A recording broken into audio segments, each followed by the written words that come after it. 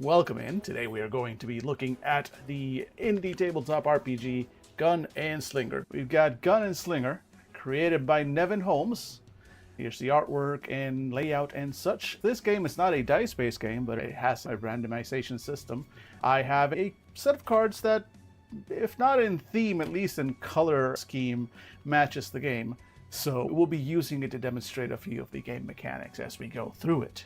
Let's go ahead and see what Gun and Slinger has to offer us. Now, for those of you new to what's happening here right now, and me here in the corner, I have played this. I have actually run this on Fandible.com for my group. So I am actually familiar with this one as opposed to some of the previous games that we looked at where I was just looking at them for the very first time. That said, I don't think that's going to make this go any faster, because I'm going to have thoughts. In fact, as much as I love this game, also suffers from the, wait a minute, what the fuck is this defined? What are we talking about? There are a few things that were unclear even after I'd run it a couple of times, and I suspect we will run into that as we go through it. That said, it is a unique game with some unique mechanics and a unique setting, all of which is done well. Because uniqueness is all fine and good, but if the final end product is not actually done well and fun to play, then you missed the point. This one, I feel, hits the right point. Now, Gun and Slinger might give you some vibes of cowboys, the Wild West, and there's definitely some of that, but also it's a very weird sci-fantasy West. So we're going to go ahead and read the back cover here and get the author's back blurb. Let's see. Eons ago, the sky shattered, and something ate the moon and stars, leaving us with only our sun, small cluster of planets, and a new twisted moon. Something burst from the Sky Eater, fell to our planet, and began to twist and warp it. Many generations later, the remnants of our people wander the twisted land and fight the bioluminescent night-crawling creatures, searching our castles and ruins. This font is wild. I get it, it's atmospheric, but it's not great for readability. Many generations later, the remnants of our people wander the twisted land and fight the bioluminescent night-crawling creatures, searching our castles and cities' ruins for ancient magic and technology to help us survive. The brave and hopeful work to keep our pocket-sized towns together and alive. Now, many years after our stars were devoured, you find yourself searching the ruins with your new partner. I hope you find what you're looking for. Now, what the back cover doesn't give away, that when it's talking about you and your partner, it's literally talking. These are your player characters. Not exactly this person, but it's the gun and the slinger. So, the big sort of twist, and we'll get to use the word twist a lot while looking at this game, is that one of you plays the slinger and one of you plays the gun. Third person is the GM. The Maestro, I believe, is the term that this game uses. Special thanks. This game is also very... I love the art on this game. I've complained in other games about lack of art. In this game, there is no such complaint. This game is lush with all kinds of art. Once we look at some of the stretch goals here in the back, the variations on the game that I guess this game got during its original kickstart, some even more gorgeous art for those alternate settings. So let's see, we got a solid table of contents. We don't get an index for this one, not for this one. Yeah, this is just the Patreon, thanks. And then after this, it's just the actual games. But we do got a decent table of contents. Good enough, detailed, titles, subtitles. Sections that I appreciate are actually named, for the most part, things that make sense. I think we've already seen a couple where the contents, names, and chapters, and White Wolf is very bad at this sometimes, where they'll name the chapter with something evocative, like something story-wise, the fight, the battle of the pack, or something like that, and it's, okay, is that combat? Is that social? Is that setting info? What is that? Here, we've got pretty clear table of contents, much appreciated. And just to check out the game design, Gun and Slinger, here we go. Game design, Nevin Holmes. Layout, Cinta Posadas, excellent job. Excellent job, Cinta. Editing, Fiona Maeve Geist. Original interior art, Emma Harvey, also excellent job. Cover art, Sadia Bies. Apologies for any mispronouncements. There it is. Beautiful cover art. And character sheets, Will Jobst. The character sheets are mnemonic ones, but they're in the book. You can also print them out. Let me see if I can spot one here real quick. Aha, here we go. So you see they're 3-part character sheets, and they basically just fold into a little booklet. Everything you need for your character is right there. It's a surprising amount of growth and flexibility for both the gun and the slinger here. Despite the relative simplicity of the character sheets, they actually work out, they keep track of everything they need to keep track of. They provide the bulk of the information you need. Pretty well designed. Does the game do proper term description or linking? It tries. I don't think it does the best job, but I do remember certain points where it does at least try, which points for that. I actually decided to put out something serious and just commit all these sins myself. Gun and Slinger. Let's read the setting. Gun and Slinger is an RPG geared for short episodic sessions about a weapon and a wanderer. A maestro and 2 players, Gun and Slinger, set out into a dead planet mutated by a god's forgotten child and hunt strange bounties, investigate the world, and unlock hidden powers. During play, they seek to learn the nature of what's hunting the Slinger, figure out why the gun is sentient, and discover how the world died. Real solid things from the beginning. It's clear on what it's meant for. While there is advancement in this game, and you can do a relatively long-term adventure, it's still meant for short episodic sessions. You're generally not going to be playing 4 or 5-hour sessions of this game. There tend to be short, punchy 2-3 hour sessions at most. Each one tends to be self-contained just because of the nature of the game itself. The wanderer wanders in, does something, wanders on their quest because they've got answers to seek, and they're interesting answers because these are interesting characters that we're going to meet. Look at that art. We have some discussion on safety tools right after the setting and almost before anything else. Okay, but safety tools right after. Now we've got a little bit more setting work. Here we go. And this is very lovely, very beautiful. Look at this layout and design. Eons ago, the sky shadows. This is mostly what's in the back, but more readable. It's basically the same. All right, let's just read it because it's almost the same, but not quite. Eons ago, the sky shattered and something ate the moon and stars, leaving us with only our sun, small cluster of planets, and a new twisted moon. Something burst from the Sky Eater, fell to our planet, and began to twist and warp it. It was the end of our world before anyone living could remember. Now, many generations later, our people's remnants wander the twisted land and fight the bioluminescent night-crawling creatures, searching our castles and cities' ruins for ancient magic and technology to help us survive. The brave and hopeful work to keep our pocket-sized towns together and alive. Now, many years after our stars were devoured, you find yourself searching the ruins with your new partner. I hope you find what you're looking for. While there will be some spoilers as we go through, the setting is left very wide open. You are presented with a set of questions. And as much setting as this game gives you, it's almost entirely in vibes and flavor. It lets you flesh out the actual world, what's going on in it, who lives in it, pretty much to yourself and to your players. You create that as you go as part of character creation, which we'll see soon enough.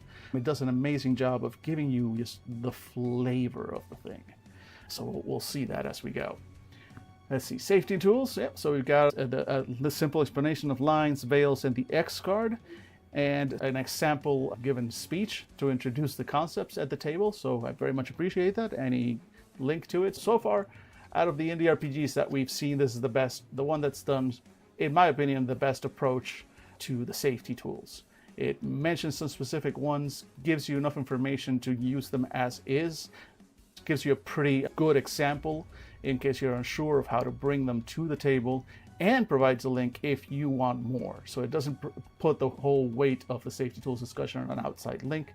It makes it clear that this is how the game is supposed to be played, and here's everything you need. Here's a little bit more if you want more. Excellent work, very nicely done. Then we've got our acknowledgements. And this one's actually pretty important as well.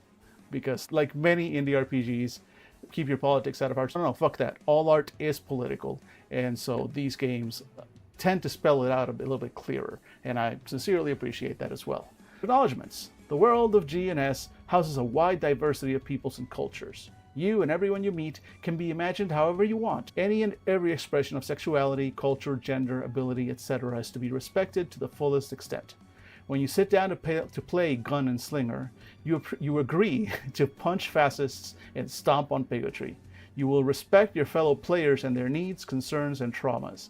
At any point, for any reason, a player can veto narrative elements. Even if you spent something or drew cards, do not use my words to justify harming others. Entertainment and safety above all. So a lot more details there. I'll let you go through them on your own if you want, or also I suggest pick up the game. Well done.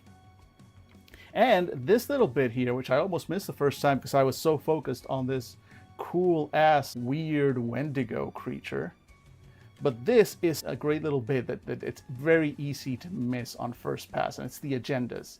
And it gives you the agendas and the things that you should be bringing to this game depending on the roles that you have chosen.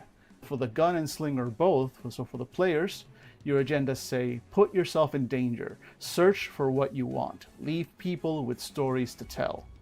Then for the Gun, the specific agenda, to be an extension of the Slinger's arm and an agent of the strange. And for the Slinger, be the hammer that sparks the gun and an agent for change.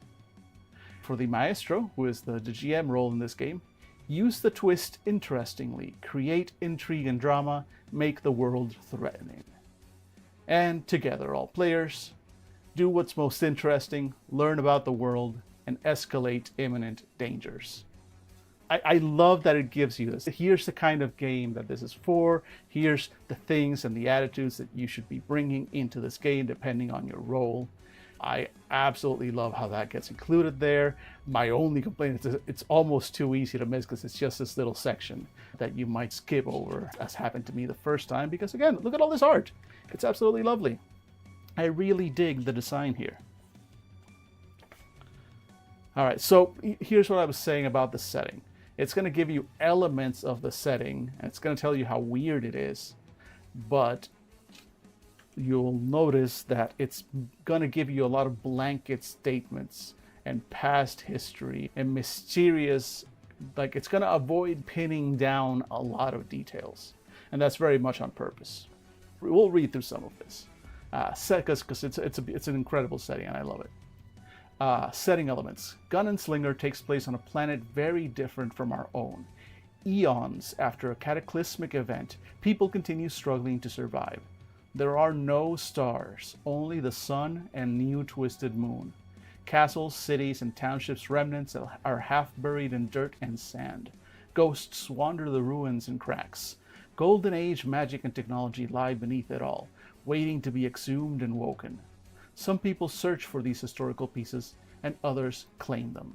So it's a sort of a post-apocalyptic, vast, long ago. The apocalypse happened eons ago. It's not just fresh post-apocalyptic, but a world built on the ruins of the past. Not even built, like barely survived on the ruins of the past. So there's a little bit of that Numenera vibe, where there's a lot of like old ancient technology that might as well be magic and high weirdness in those senses. If you're familiar with Numenera as a setting in a game, there are definitely some similar vibes here. But whereas Numenera, I feel, is a more hopeful vibe, it shows these cycles, and it's the 9th world, and someday there will be a 10th and an 11th, etc., etc. Here, this is very much a world that is ending. A world that has been twisted, or if it's not ending, at least it has changed forever. It feels like it's on the decline, even if humanity is trying to claw some of it back and survive in this strange, twisted, long ago changed and scarred land. Days are vibrant. The last sun feeds all the plant life it reaches. The green, rolling hills thrive, drinking up sunlight and waving in the breeze. Life unmarred by the twist is beautiful and sustained. The nights, though, are dim. illuminated only by the omnipresent pale blue moon. Twisted bioluminescent beasts wander and hunt, claimed by the twist, their designs extrapolated to grotesque degrees. Whether extra appendages, constantly drooling thick ichor, or additional misplaced mouths and eyes, these hostile creatures are animated by the twist's strange new instinct. In a single word, they're wrong. Whatever the Sky Eater left is claiming and reshaping things' forms in life. Most travel by day whenever possible. Even then, there's no guarantee of safety from the twist. So the twist, even from this description here, it is a pollution, but also touches and changes things over time.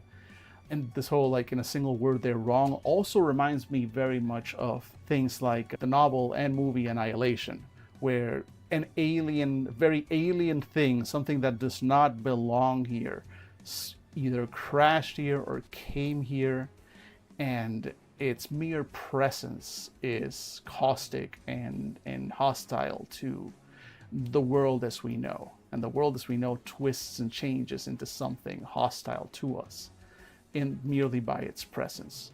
There's also a touch of that in the game that we saw yesterday, Blazing Him, where these other dimensional aliens, these angels, come in, and just like that, they are actively hostile to humanity, and they bleed and create this corruption. What was the name of it? I was going to say condescension. No, wait, I've got it right here. What was it? The condemnation, right? They bleed condemnation. So this creature bleeds twist, and the twist, as said, twists the world around it. So I see these influences that it's got. Given the themes and topics that we've covered, I seem to have a type of game that I am drawn to, unsurprisingly. Let's see. So again, lands and graves of the past. So a little bit more on the setting. Long ago, this planet pulsed with life. Neither you nor anyone you know was around, but prior society's artifacts on your travels. Castles choked by moss and ivy, hills reclaiming statues that once stood upon them, crumbling vaults and treasuries whose depths hide secrets and ancient magics, decaying infrastructure too advanced to operate. To some, the Golden Age ruins speak of potential. To others, they're a warning. Eons since the sky's death, the land may be beautiful, but it no longer breathes the same life. Green, rolling hills are flecked with the past's remains, and new civilizations' marks from the last couple hundred years are sometimes built in and around the ruins. People live in these distant, civilized pockets, surviving on whatever fertile land is available, and cooperating as best they can to survive. The land isn't all green hills and pleasant nature. There are forests of trees and fungus, swamps of twisted creatures, and lakes of twist-touched oil. There are massive canyons and tectonic rips that seem to scream. For, as much beauty as the world still holds, the twist has claimed and shifted in equal, violent measure. Technology and peoples of the world. Again, we are getting broad strokes here. So far we haven't been pointed here's the kingdom of so, and the city of so, and the people of the land of blah.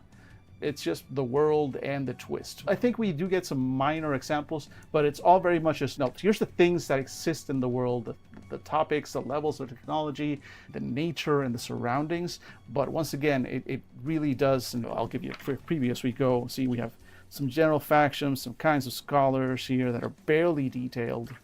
And then again, just themes and topics, touchstones, what the twist is.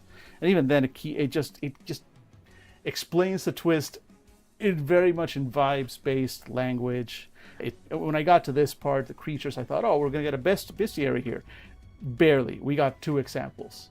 This game you're going to create this. We're going to give you the vibes, but this is your game. Very much. I do wish we got more in the bestiary. I would have loved some more examples. I don't begrudge them, though. Given what we did get, it's still pretty cool. So I don't begrudge them that too much. But I would pick up. I would pay money for. And here's the thing: that you'll notice that these beasts don't really have stats here. They're just ideas. Once we get to the Once we get to the system, you'll see what I mean. This is very much a story-forward, low rules kind of system. And we'll understand it soon enough. I'm getting ahead of myself. So let's talk a little bit more about the setting, technology, and the peoples of the world. Technology, infrastructure, transportation, and the like are a mix of steam-powered components, recovered and reverse-engineered magitech, and ill-advised attempt at harnessing the pale moon's power. While imperfect, it helped feed stories of the people's past greatness, providing much welcomed aid in the fight to transcend mere survival.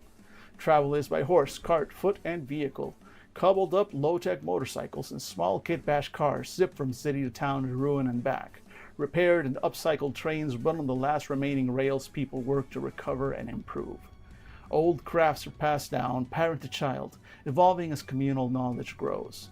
Clothes are a mix of leather, metal, and cloth. Armor looks medieval in some locales, modern in others. If you're lucky, you might even find something magical. And yes, magic is very much real in this world, as noted by the Magitech section coming right up. People farm, trade, and craft. Townships do their best to maintain a pleasant relationship with their closest neighbors across dangerous wilds, knowing they'll only thrive through collaboration. Some mercenaries, bounty hunters, and others hired for coin often make or protect runs between cities, provided the coin's right. Nothing's really off the table.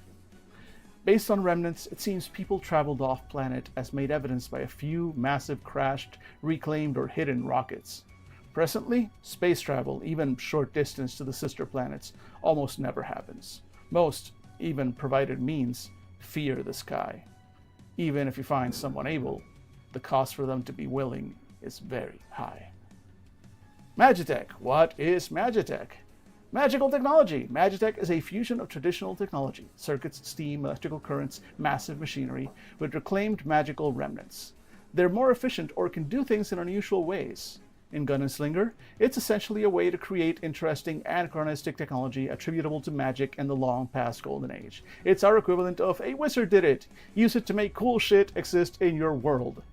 So see what I mean? Like, it tells you, like, hey, there's Magitech, here's the vibes, here's the vibes of how people live, but we're not detailing any specific towns or living places or anything.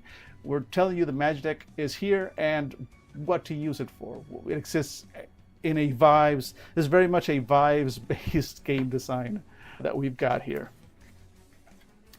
Again, with the factions and threats. Let me hydrate a moment.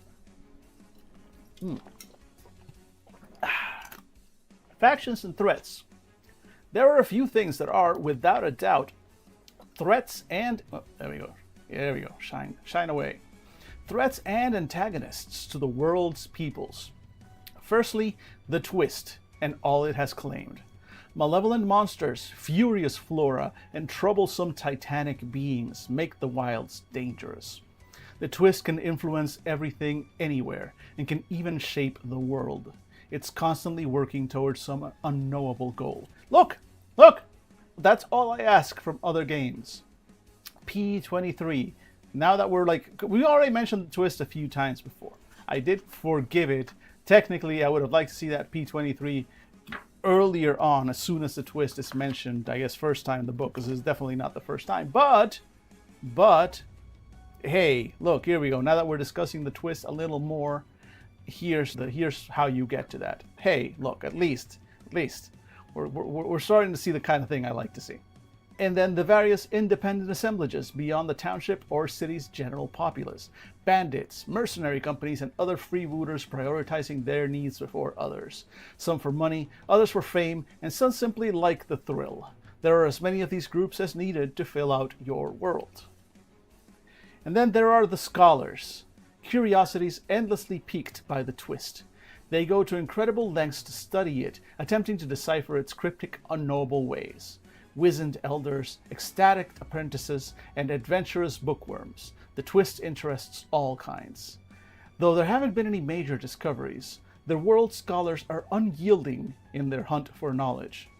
Not all scholars study the twist in isolation. Many study its effect on things to varying degrees. They take titles related to their specific objects of study, always appended with the suffix keeper. These titles are collectively agreed upon by scholarly society. Examples: Greenskeeper, who studies nature. Twistkeeper, studies the twist in depth. Mindkeeper studies the twist's mental effects and general mental health. Again, just some examples. It doesn't detail the full society of these keepers. It just goes, hey, these exist. Here's some quick examples. Use them for whatever you want. And I did in one of our games. I think I had a twist keeper.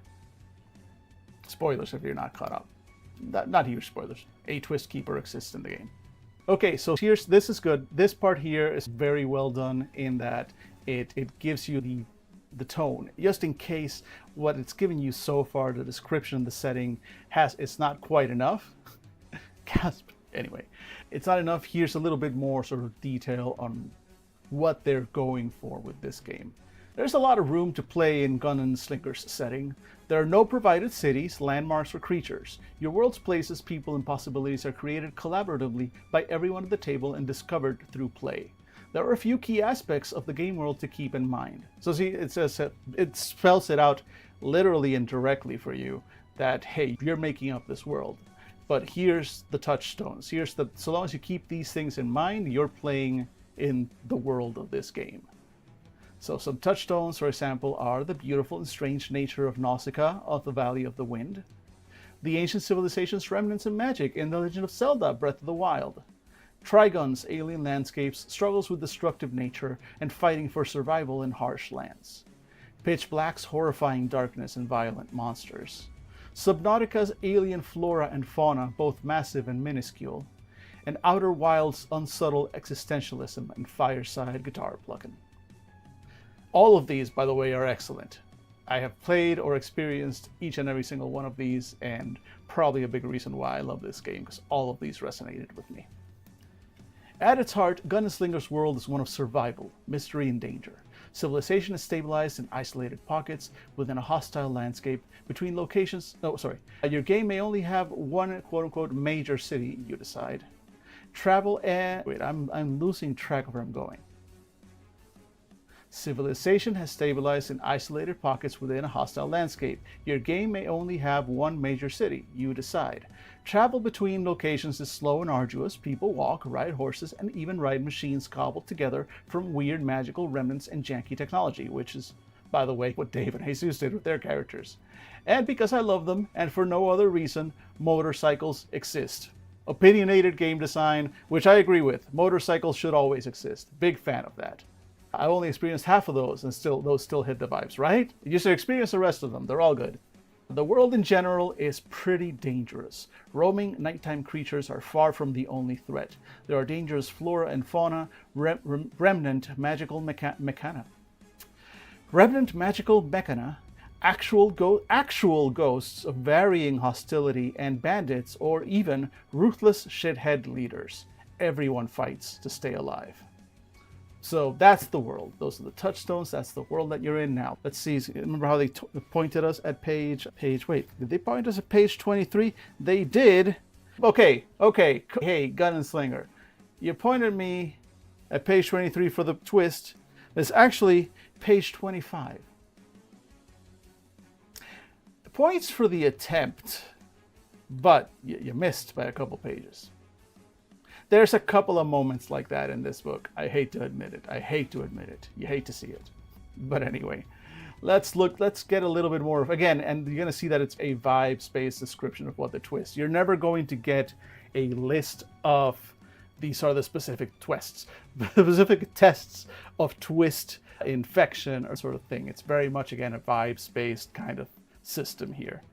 I feel like that's a layout issue going from print. It could be. Exactly. It's a simple goof. But we ran into it. Yeah, exactly. Let's do page offset currently. Let's see if the rest match. Good point. We'll see. Let's see. So the twist. The twist's force crawls across the land, left behind and forgotten by whatever ate the sky. It touches, claims, and mutates what it wants, or perhaps needs. It's hard to discern if it has a real goal, runs on instinct, or perhaps something worse. Its goals and their manifestations are discovered and formed through play. It's on every planet in this cluster, taking many forms. It possesses and manipulates anything, organic, inorganic, sapient, or it doesn't matter. It takes and reshapes things to fit its desires, whether a swarm of rats, a bandit leader, or a monstrous human Venus flytrap hybrid. You decide. So again, it's that very much that Annihilation vibe. It's just this force of thing, of change, of corruption that is unknowable, ununderstandable, beyond our ken to understand. Keeps going. The twist can check out that moon. Check out the blue moon, the thing that was left behind. The new moon. That the thing that ate the sky left behind. The twist can also mess with the world's other facets. It can inhabit or change any environmental feature. During setup, you'll establish a few unique ways the twist change your world, but these are two constants. So again, it's very much your world, but here's the touchstones, here's the constants, here's the things that will be true no matter what. The twist is definitely related to the new moon, that the thing that ate the sky left behind. There's likely more to it than that, but the connection is a fact. The twist owns the night. There are novel, largely nocturnal, bioluminescent flora and fauna. Not all are aggressive, terrible horrors. Some are natural evolutions who soaked up the new moon's light. So, basic established. Creatures and twist-touched wilds. In play, you have free reign to create your own creatures and twist manifestations. In my case, that's mostly been lots and lots of spiders and weird trees. The twist and twist-touched should be difficult, interesting encounters, keeping everyone on their toes. Thanks to how Gun Slinger works, twist creatures don't require stats, and their appearance and abilities are infinitely flexible. They could be an entire species or type, singular, unique creatures, or even recurring baddies, which I dig. I would still love a little bit more description for this. And again, the fact that they don't have stats means you don't need a bestiary, but I would have liked more creatures, more examples, just a few more for inspiration. But the two we did get, are still pretty cool. So here are some manifestations I've used. Feel free to use them and don't hesitate to make your own. Inventing a thread as a group can be good fun too, but also, yes, it's meant to be very much collaborative storytelling more than anything else. The gorilla fungus. This massive creature lives on the fungal forest's outskirts. It's massive, incredibly quick, and transforms its bodily fungal growths into light, sturdy armor. It's tougher to fight in the forest as the landscape's familiar and it instinctually gets around faster. And the bandit and Helldog. A bandit leader possessed by the twist gained various gifts manifesting as deep powers. This is less a twist creature and more a person who made a deal with something they didn't understand. They have a pet Helldog, a 4-foot-tall fiery hound summoned with an artifact, a small purple coin. The dog has a lashed tongue and is almost impossible to outrun on foot.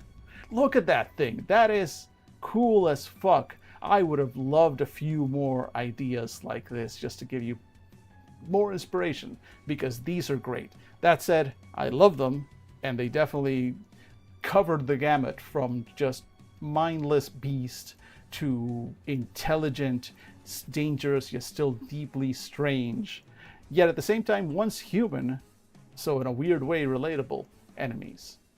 I love that. So this is a game of exploration, as the book says. Exploration and mystery. So you're going to travel to many places, which is one of my favorite parts about it. Is very much you're a wanderer, your journey, you're not settling down. And creating the places that you will go on that journey collaboratively.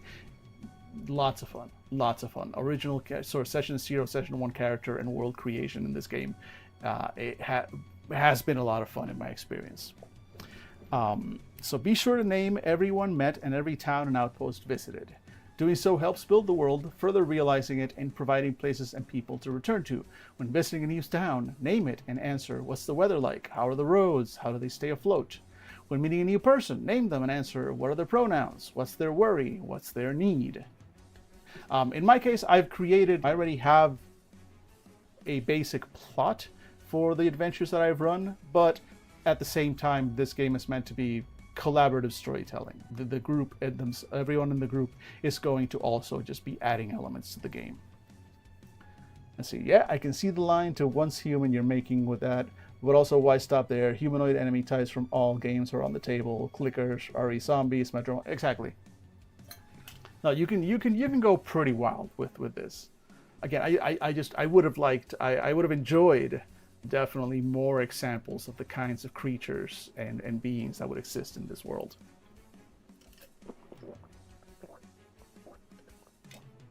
All right, so now we're getting into the nitty-gritty. Now we're getting into the mechanics. Now we're going to break out those cards. Doing things and resolution, your resolution mechanics. So this is the right place for it, I think. Like, we've been given a decent amount. If this setting info that we've been given had gone on much longer, then maybe I would have complained and said maybe the resolution system should have been a little bit earlier. Like maybe after the first bit of intro, before we went into the world proper. Like maybe here I would have put the resolution system if the world section was really any bigger than it is. But since it's not, we just got sold the idea of the world and encouraged to make our own. Now before we get into the proper nitty-gritty and everything else and your character and the setting of the world, now we're going to first get familiar with the mechanics, as we should. This is a thing that's become a pet peeve for me with some of our games, where it's okay, we want to play this new game. Before you tell me the setting, tell me the mechanics. I need to know what I'm getting into mechanics wise before you tell me to sit down and make a character. I need to know. I need to know if what I roll or what cards I draw before I actually sit down and make a character. Because otherwise I don't care. I don't care about the setting. I don't care about anything else. Because if the setting is great, but then it turns out that I made a character that's going to die the moment I step outside, I'm not going to enjoy myself. And just knowing what the system is helps me get a feel for the kind of game that it's going to be. Which in this case is deeply weird. So let's look at that. Doing things in resolution. The players and Maestro are participating in Go Fish, notably modified to fit RPG structure. So that is our resolution mechanic. You are playing a version of Go Fish. When a player wants to do something under pressure or with an uncertain outcome, the Maestro can request a check. The player then asks either the Maestro or the other player if they have a particular card. Hey, Gun, do you have any 5s, for example? The person who is asked must answer truthfully, they're very clear on that. If they have any cards of that value, they are handed to the petitioner. If not, the asker draws a card from the deck. If at any point someone's hand contains a pair, two cards of matched value, it is set face down on the table in front of them. The Maestro does not make pairs, keeping all their hands cards. This area is called their cache, and pairs remain here until use. Players may peek at their own pairs whenever, but not anyone else's. So this was a point of contention, not for me, but during play it wasn't clear. But the way I'm interpreting this to go, and I believe the way it's intended, is if at any point someone's hand contains a pair, it is set face down. So let's take a quick example of that. Let's go ahead and draw these cards here. And okay. So let's say this is this is a big hand. Let's say this is our hand, sure, whatever. And we immediately notice that we do have a pair. We have a pair of 10s. So the moment we have that pair, I can't just keep it in my hand secret anymore. I'm going to have a pair. It's still secret, but I lay it down, as it says here, set face down on the table, because the value of the pair matters. But with this pair, I would immediately set that down in front of me. That is one of my pairs. So I, as the GM, as the Maestro, and the other players were aware that these pairs have been set down and the rest of my hand remains. Now, if I was to, we'll do the Go Fish shortly, right? So now a new action. And they go, okay, I as the Gun want to teleport across the room and do X, Y, and Z. Cool. I'm going to need you to go ahead and do a check on that. And you go, okay, hey, GM, do you have any 5s? And I, the GM, will look at my hand, which is going to be this, and apparently I do not. So I go, no, Go Fish. And he goes, okay, cool. And draws a card. And now, all of a sudden, he's immediately got another pair. Now, you do this even before you play, like the moment you begin to check, immediately Go Fish, because you might immediately form another pair. Now I've got 2 pairs to work with. Now is when I will go, okay, let's do the rest of this, because this is how I, as a player, am going to pay for my actions. Also, note that the GM's hand here has a pair of 8s, does not care. You keep them. The GM, the Maestro, uses their hand, their cards, to give out for Go Fish, but also to activate certain specific events, which we'll see a little bit later on. Also, face cards have different effects as well, so we'll get to those very shortly. So we established the cash, established the pairs. Now, after the player making the check requests a card and either receives or draws one, at that point the Maestro reveals the check's difficulty and cost. It is an easy check, doing it costs 4. And then the player either pays with a pair, requests a bargain, or accepts failure. So a check's cost and occurrence is the Maestro's decision. And this was a little complicated, surprisingly, because I think the book doesn't quite make clear in some areas quite what the cost is supposed to be for certain things. We'll get to that shortly. But a check's cost and occurrence is a Maestro's decision. The Maestro should rely on situational context and their judgment for determining when a check is appropriate. Some good heuristics for requesting a check is when the outcome is uncertain, there's immediate pressure, or failure or mixed success would provide interesting narrative outcomes. Important notes about pairs. A pair has its single card value. For example, a pair of 10s is worth 10. So let's go ahead and have these pairs here ready. So a pair of 4s is worth 4. A pair of 10s is worth 10, not 20, 10. The total value paid is the pair's value plus your relevant stat. So if I am paying for a roll, let's say that example roll where they say, okay, it's an easy check, doing it costs 4. I, as a player, even though these are technically face down in front of me, but I, as a player, can at any point check my pairs and go, okay, I've got a 4, I've got a 10. Okay, you said this is difficulty 4. Cool. I pay for it with 4 plus the appropriate stat. We'll look at the stats shortly.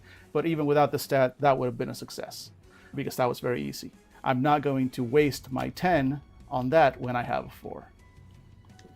So it is interesting in that it's almost like you are, in terms of comparing this to dice, it is the equivalent of rolling whenever, or rather, whenever you attempt an action, or rather you have a set of rolls.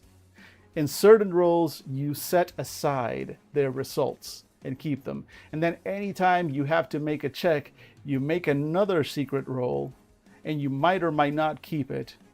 And then I tell you, okay, this is a difficulty, a DC 12, for example.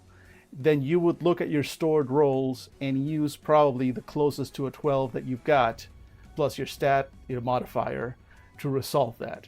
So there is a level of like you are managing your results. And you can, in fact, exceed rather than exactly pay the cost, which is good.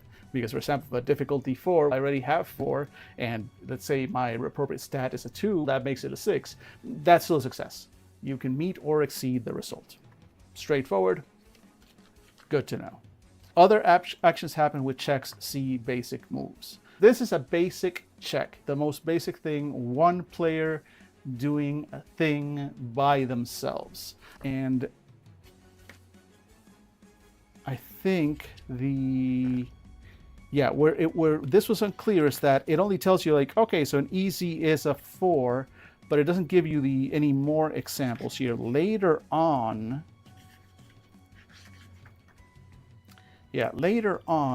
see, there's an easy, medium, and hard, but this is for a blind pay. It doesn't really define in the book what those ranges are. Does it? No, it really doesn't. In the example, in the simplified check steps, it says, oh, the Maestro says the check is hard, so that's an 11. So through figuring it out, we can see that an easy check is 4 and a hard check is an 11. A medium check is a 7, maybe? I don't see that here, which is annoying, but at the same time, if I'm not entirely mistaken, I don't know if it's in the book or if it's a separate. I think that there is, just like for the player characters, there is a Maestro three-part sheet. Let me see if we run into it real quick. Yeah, the Maestro's Toolkit. Let's see. So here we go. Declaring difficulty and cost. But then it changes up your terms. Now it's simple, involved, and complicated. But there is a bit of a disconnect. I don't think... Yeah, like this, for example, doesn't necessarily need to be relegated to... I guess this works. No, I guess this works because this is just giving you, maybe as a player, this is what's going to happen. The GM is going to tell you your difficulty. That's it. And just get the player used to your GM is going to give you your difficulties. And then in the GM session, okay, here's how you set these difficulties. But my first time around, I got pretty confused. I didn't know exactly how to do that. And the fact that they changed the terms...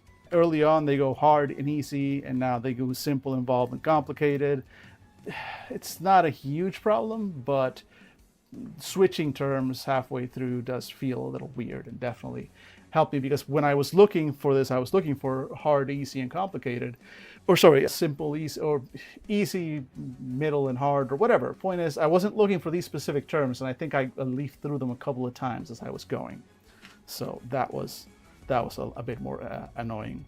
But also, I think the three-part, which might not be in the book, might just be a separate download, but the three-part GM thing does definitely include that.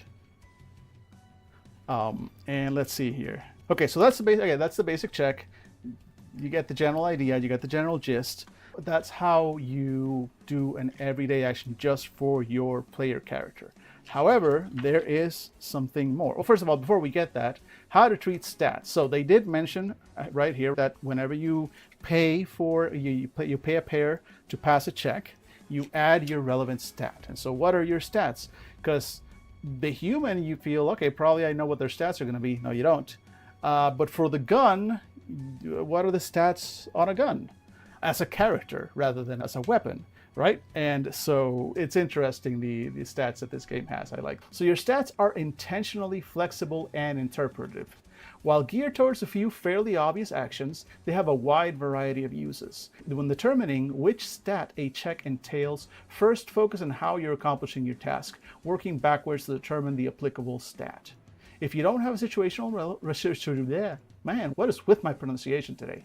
If you don't have a situationally relevant stat, or you can't agree which applies, make the check without a modifying stat, just a straight check, which is how a lot of them end up. So when making a check, always add your relevant stat. For example, I spend a 3 pair for a check, and my light on my toe stat is a 2. So stat plus 3 is 5. Stat 2 plus pair 3 is 5, what you're paying. Pretty straightforward. And here's the stats that you are being given. Starting stats and examples of use.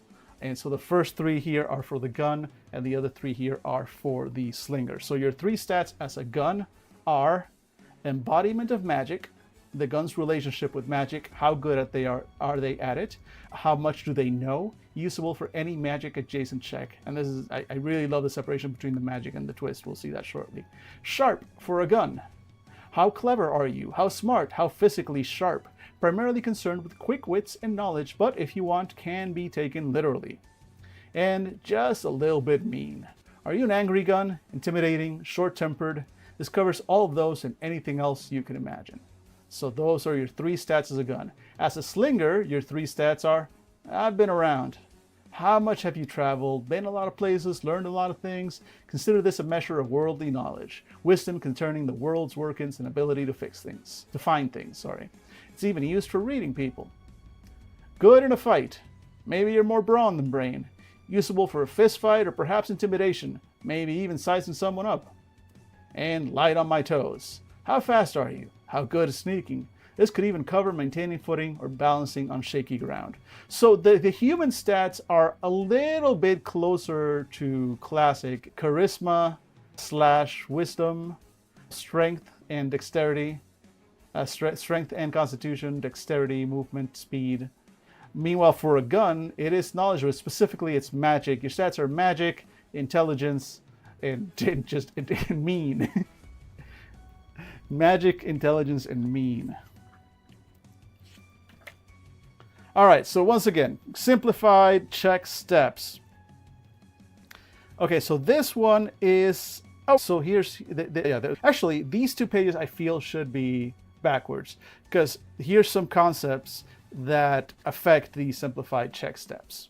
A few more concepts from, and this one's kind of weird that recovering from damage is here, even though, like, I feel like this feels off. This part maybe should be somewhere else. Because here we're still giving aid and blind pay, we're still talking resolution system. Recovering from damage should probably have gone in the combat section, which I think we do see, yeah, like shortly. Like here in combat and actions, shooting, killing, other violence acts. Like here, this is where harm for the slinger, with the scrape and minor injuries and everything. Yeah, like I love this art, but in this space, maybe this art would have been a little bit smaller, is where this paragraph I feel should have been. But since we've got it, might as well refer to it real quick. Players heal up, restock, and regain half of all their used twist and connection. So these are, again, this I don't believe this is here, is we haven't defined twist and connection for a character yet.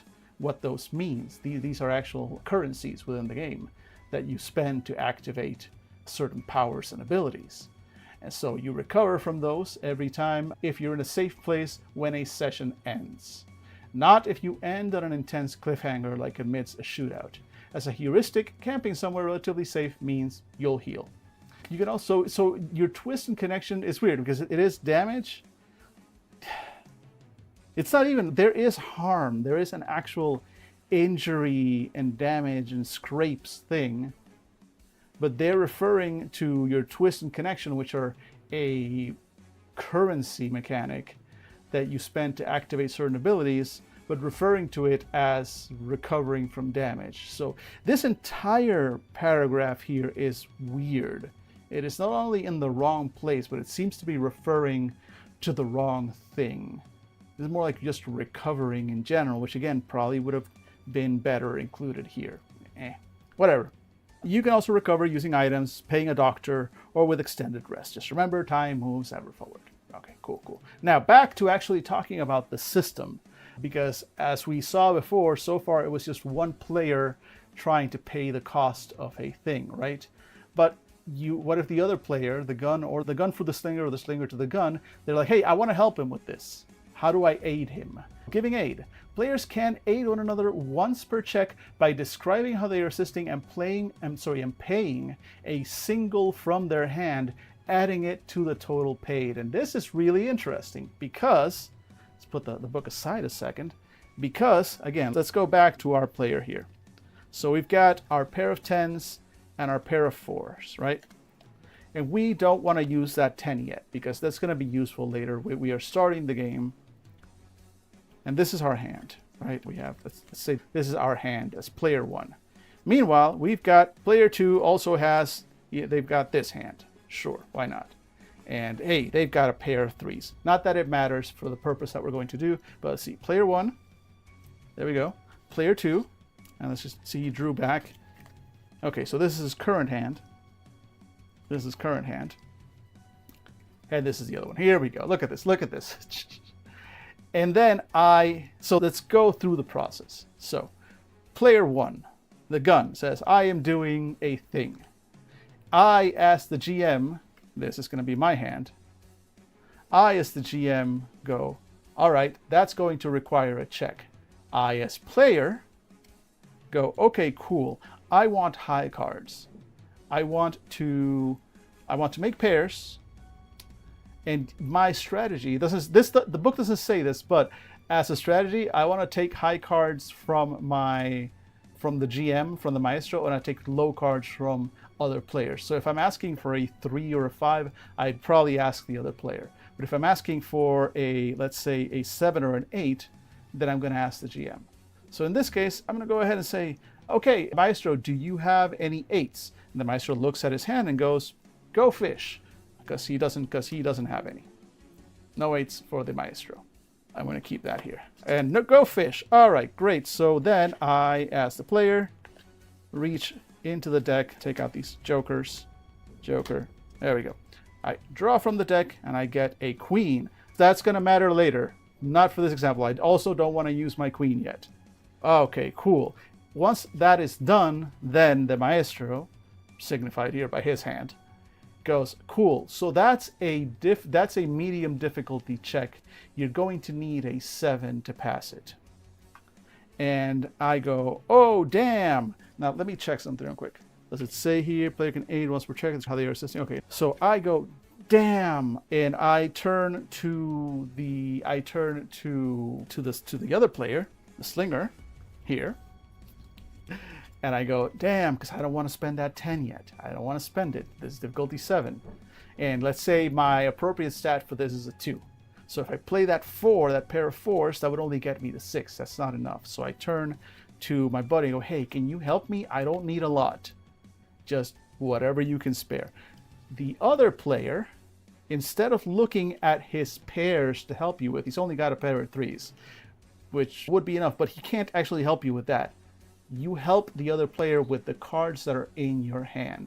And since he told you, oh, cool, you don't need a lot, all right, cool, I'm going to play a 3. And then now with that 4, plus 2, 6, plus 3, 9, that beats the 7, the check succeeds. An actual game, I would have had to explain how I'm helping, but that's basically how assistance works. And I do that there is that division. You've got the points, the pairs that are for yourself, and then this reserve that you can use to help the other player. I really like that little approach. It is a little confusing, but I like it. And then a blind pay. Blind pays, then just throw all of that we just learned out the window. As much as I like this game, it's very different from what you're used to in an average game, right? Because a blind pay, all of a sudden you're no longer playing Go Fish. In a blind pay, all of a sudden it becomes a game of blackjack. Let's go ahead and read that. So the blind pay, both players place a single from their hand. So again, for a blind pay, your pairs don't matter. It's only the stuff that's in your hand that matters for a blind pay. So again, it twists your initial expectations. Both players, place a single from their hand face down, obscuring their respective cards before simultaneously revealing and combining their value. A blind pay's difficulty is calculated as follows. The Maestro sets a difficulty based on the ranges below and flips the deck's top card, the modifier, adding it to the blind pay's total. Blind pays are always used when the players attempt to shoot something, but the Maestro can always call for one for simultaneous gun and slinger actions. So I blah all over that. Blind pays are always used when players attempt to shoot something, but the Maestro can always call one for simultaneous gun and slinger action. So here's the thing.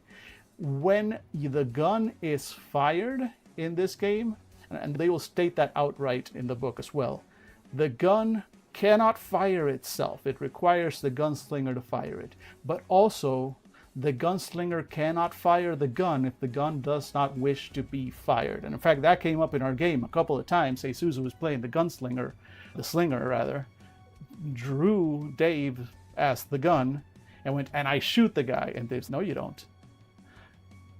Because he was like, yeah, but I pulled the trigger. I was like, yeah, and I don't want to shoot him. So no, you don't. So that happens. It is very much an act and a decision that has to be made by both players. But also, as a magical sentient gun, when you shoot something, it goes down. You'll see that there are no damage calculations. There is no way to count how much damage the gun is doing. There are no hit points. Monsters have no stats. If you shoot and you succeed in the blind pay to do so, you defeat that enemy. So the gun is powerful, but that is also why the blind pay is the way it is, because it is a blind pay. You'll notice that both players have to place their cards face down. They do not consult with each other. They have to reveal them at the same time, because, as we'll see now, you're basically playing blackjack. You don't want to go over 21. Blind pays are always used when the player attempts to shoot something, but the Maestro can always call for one for simultaneous gun and slinger actions. Step 1. The Maestro declares a blind pay and sets its difficulty. We'll see a difficulty in the next page. The Maestro flips the deck's top card, the modifier card. The players play a single face-down card from their hand, trying combined to exceed the difficulty without bursting, e.g. exceeding a 21. Every blind pay has a set difficulty based on the action's context. If the total of the players and modifier cards ties or exceeds the difficulty, the action is successful. If the total is 21 plus, the action busts and fails. Here, there's different, and here's where we use easy, medium, and hard, but also a completely different range of difficulties because it's a different system. One was Go Fish, this is basically Blackjack, even both use their same cards. So this is confusing. I get it and I like it, but be warned, it is a little confusing. In blind pays, face cards are worth 10, aces are worth 1 or 11, determined after the reveal. Good, just like real Blackjack. One player may choose to add their relevant stats to a blind pay after revealing the card. So I like that as well. You are not penalized for having a high stat that could apply to the roll. Only one player can apply their stat to the roll if it applies, and it's optional. So it's not, oh shit, we got a 20, we got an excellent, perfect 21, but when I add my stat, we bust. It's like, then don't add the stat, you don't need to. It's all right, but it is an option to help you get there. And scoring a 21 exactly is a pure success, as with aces. What does that mean? I know what it means because I've read ahead, but again, you're referring to a mechanic that we have not gotten yet. What is pure success? See page something. And aces, what do you mean? So aces and face cards do have something special, but we haven't been told about that yet. So a lot of stuff becomes clear later, should have been detailed a little bit better. But you get the idea behind this. So example of play, let's go ahead and we're not going to even read this, we're just going to do it ourselves. So once again, let's say it's very shortly after. So we still have mostly these same hands. This is player one's hand with his, for this, it's not going to matter, right? We don't care about the pairs for what we're going to do with the blind pay. So we have player one's hand. Let's go ahead and move their player two's pairs up there. Player one hand right there. Player two's hand. Now keep in mind, player one and player two do not know what each other is holding. And they decide, oh no, the winged spider monkey beast is coming right at us. We have no choice. We're going to shoot it. I go, okay, cool. You're both in agreement that you're going to take this shot? Yes. Cool. That's going to be a blind pay. Now we're starting with a king. We're starting with a 10. That's our base. So now both players, without consulting each other, have to think, what is the other guy going to do? Because we have to cooperate, but we have to cooperate based on vibes. They are not allowed to talk. So this adds a sense of tension to those things. It makes it so it's harder than you think to pass this, because now they know that they cannot go past 11 together, because they would go past 21. Oh, and he goes, oh, and this is a hard shot, so this is going to be difficulty 18. And they're like, fuck, that means you really can only succeed on an 18, 19, 20, or perfect 21. So somehow both players have to, haven't you forgotten to ask someone about this? Have to vibe off each other and hopefully not bust. I heard it when I said it. So we could see something like this. Neither one of them is probably going to be ready to spend much, but this might feel like too low. So player two might decide to take a wild risk. No, actually no. As player two, I don't think he would do that, because then this would only be useful as a 1. Because by default, unless the other player also played an ace, then you can't use this as an 11. If he was playing solo, yeah, that'd be a perfect 21, but you can't do that. So he's going to have to take a risk. And he's going to go, these are too high. I can see that he has more cards than I. So I'm just going to go ahead and take a risk, and I'm going to place this 3 down. Cool. Meanwhile, player one over here is fuck. Okay, what's he got? Oh shit, this is a 10. So ideally we would both play like a 5 and a 6. I've got a 5. I don't know what he's got. So I'm going to play it safe. I'm going to play this 5. And I go, okay, reveal. Boom, 5 plus 3, 8, plus 10, 18. They make it exactly. And so the shot is made, and then at that point we play out how it works, right? We play out the scene, the results of that. But let's say instead player 2 had still played that 3, but player 2 decided to be a little, or no, actually no, yeah, player 1 decided to be a little riskier and play that 8. That would have paid off.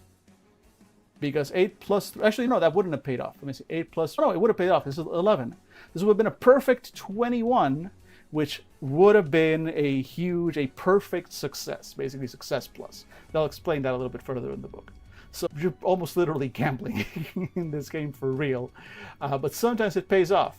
But had player 1 decided to say, if he'd played the ace, that would have worked out. If he'd played the ace with that 5 though, yeah, where's that 5? See, if player 1 had decided to be conservative and play that 5, player 2 had decided to take a risk and play that ace. It can't be an 11, it has to be a 1, because an 11 would bust. I see you trying to keep a straight face. 11 would bust. So now that is a 16, which would have failed. Except,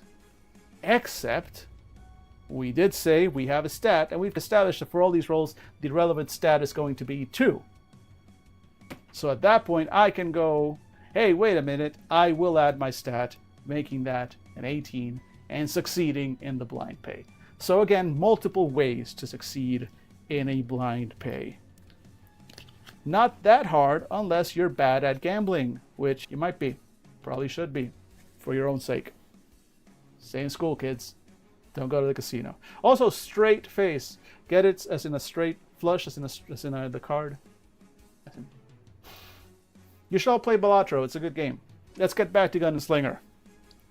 So you get the idea now. So these are the two systems. For everyday checks, you play Go Fish.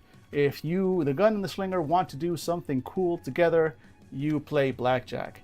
And that is how the game goes. Now, interestingly, out of nowhere, in the example of play, the first example they give you is how to play without a Maestro. So let's just read these examples, because I think these are cool. So in a GM-less game, which again, out of the blue, all of a sudden, the example of play, all of a sudden they go, oh, by the way, you can play without a GM. Weird place to put this, but sure, I like it. In a GM-less game, blind pays work similarly. The deck's top card is flipped to determine the difficulty, then another is flipped as modifier to the player's total. Instead of setting the difficulty, in the first revealed card subtracts its value from 21 to derive the target. With a 10, 21 minus 10, 11, the duo must total 11 or 21. Wait, what? 21 to derive with a 10 minus 10, the duo must total 11 minus 21. Okay, cool. Okay, I think I get it now. Maestro less. So then the example of doing this without a Maestro. Great, cool. Keep me out of a job. Why don't you? The duo wants to shoot a twist spider, rushing from the tree line. One flips the deck's top card, revealing a 3. So difficulty is 18 minus 21. Why did they not say 21 minus 3 is 18? So that is the difficulty. So you determine the difficulty if you're running Maestro-less. Then they flip the deck's top card, a 5, which is added to whatever the duo plays. Accounting for this, each player plays a single face down, then flip them simultaneously, a 7 and an ace. 7 plus ace plus 3, which is the modifier, equals 23 or 13. So they either bust or fail, failing to shoot the spider either way, which lunges at them. Or with a Maestro. The duo want to shoot a twist spider rushing from the tree line. The Maestro takes the situation into account. The spider's fast, it's dark. States the difficulty is medium, meaning the duo needs a 16 total between their cards and the modifier card without exceeding 21. The Maestro flips the deck's top card, revealing a 5, which is added to whatever the duo plays. Accounting for this, each plays a face-down single from their hand and simultaneously flip them. 5 and a 6. A 5 plus 6 plus 5 modifier equals 16. They just made it, and they blast the twist spider out of the air. So there's your examples of how it works with and without a Maestro. Weird place to put it, but we'll take it. And then some additional points. This is where the face moves, the extra stuff that face cards can do, easy to miss. I think my players always forget. No, actually no. One player, Dave, always forgets. The other player, Jesus, oh, he saves them. He's got those face guards and he is ready to use them. But before we do that, bargains. So if a player lacks spare, so what happens? What happens if, for example, player 2 is trying something, he's only got this pair of 3s, and I give him a check that is a 8. He can't make this, not even with his stats. Even with his best stat, the best he can do is a 6. He cannot make that check, which would normally mean he fails. But if a player lacks pairs, can't pay a check's costs, or doesn't wish to in order to retain pairs for future checks or for narrative reasons, then it becomes a bargain. If the player has a face card to give the Maestro, the check is a baseline success. You can also, instead of making a proper bargain, if this was player 2's hand and all he has is 3, he needs to make that 7 or the 8, can't make it, he can just pay with a queen. He can just pay with this face card that's here. And he's, okay, cool, it's a baseline success. So forget about it, I make it. And cool, you succeed in your action. It's a baseline success, not crazy. So that's one way to use your face cards. But if he didn't have this face card, then there really wouldn't be that much more he could do at that point. So at that point, he would have to do a bargain. So if they cannot or don't want to do that, it becomes a blind pay, resulting in failure or limited success with complications. A bargain's blind pay is never a standard success. There's always a complication.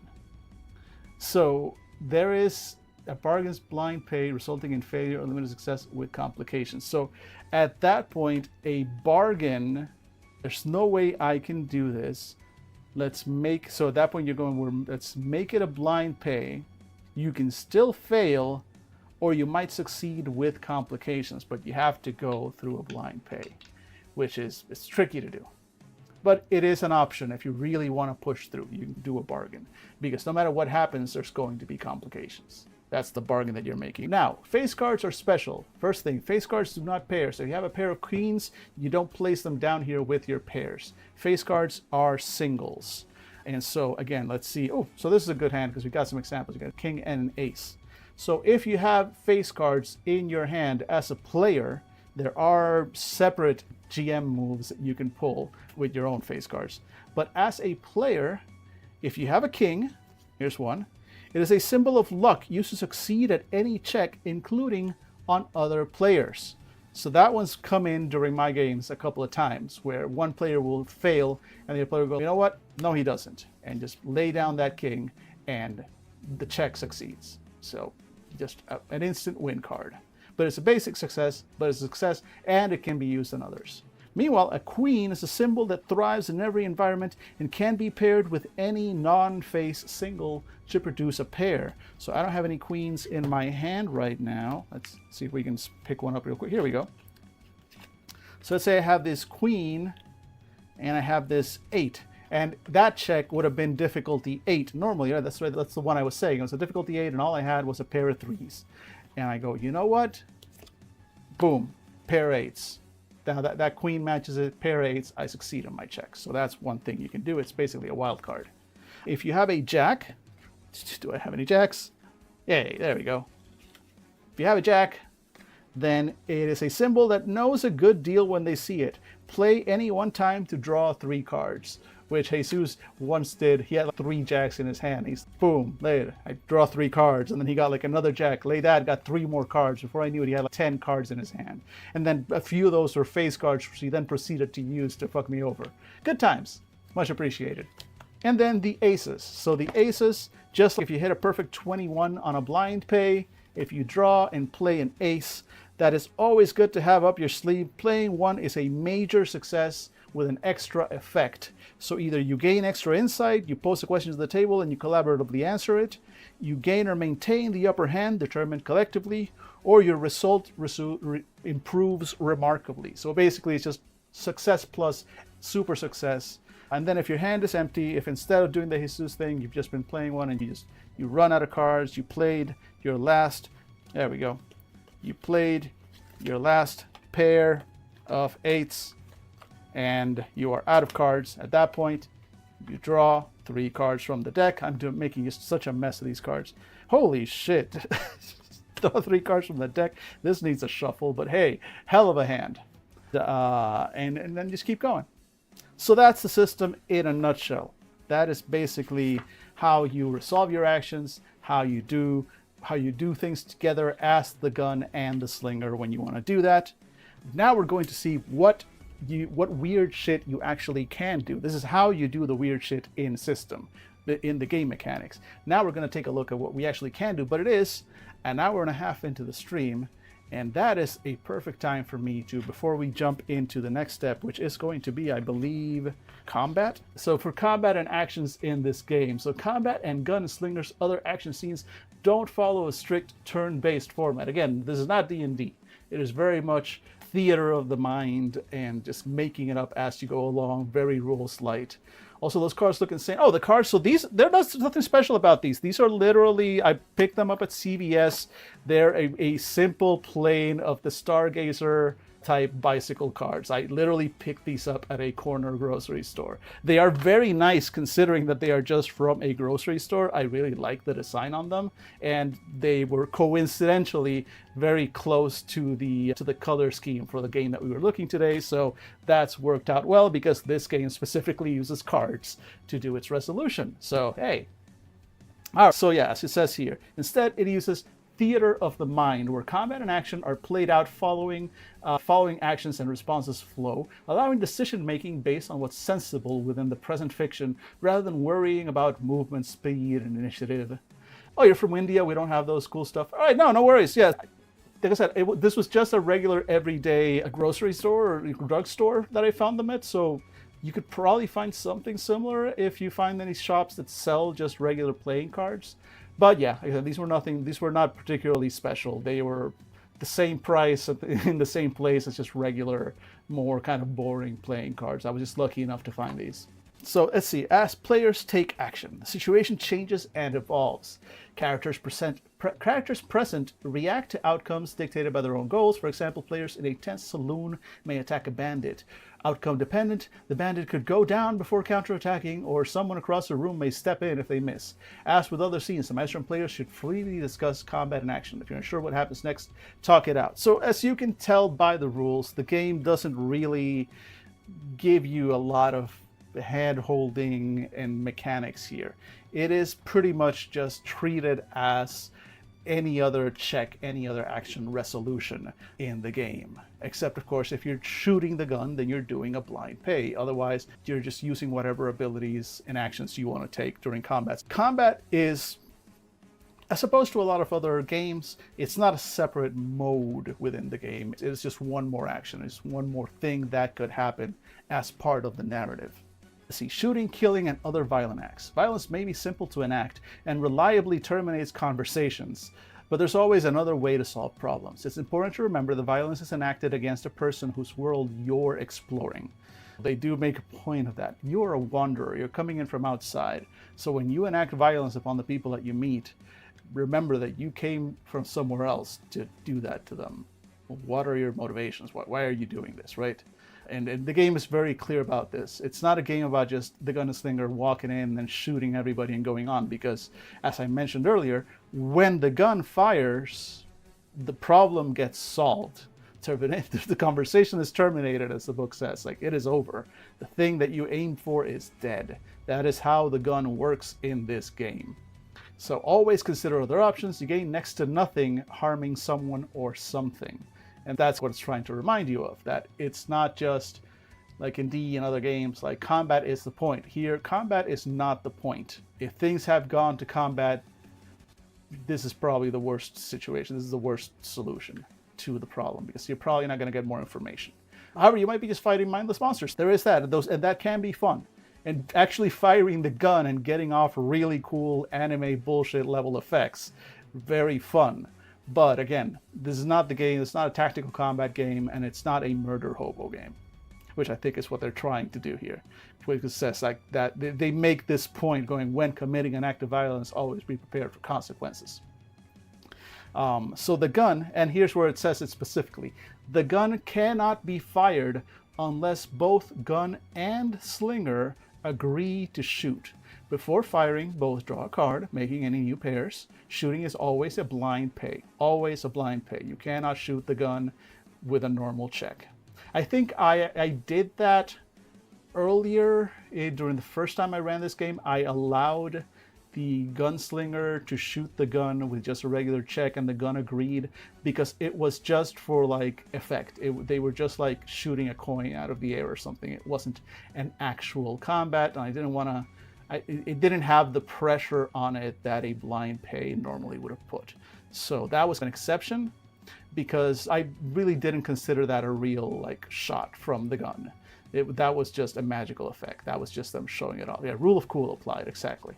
And then that's how I would rule it too. Again, if you're doing like just gunplay in terms of like gun tricks like you would see at a Wild West saloon show with the family and all that stuff, then assuming that the gun, whoever's playing the gun, agrees to allow themselves to be used in such a demeaning manner for the gun, then I'll just let the slinger just make a check to see if they get the effect that they're looking for, instead of turning it into a full blind pay. But in combat, if you're shooting the gun with the intention of defeating an enemy, always a blind pay. Your baseline attacking with the gun or otherwise is medium difficulty, so either a 5 to 8 on a check. But situation dependent, can be easier or harder.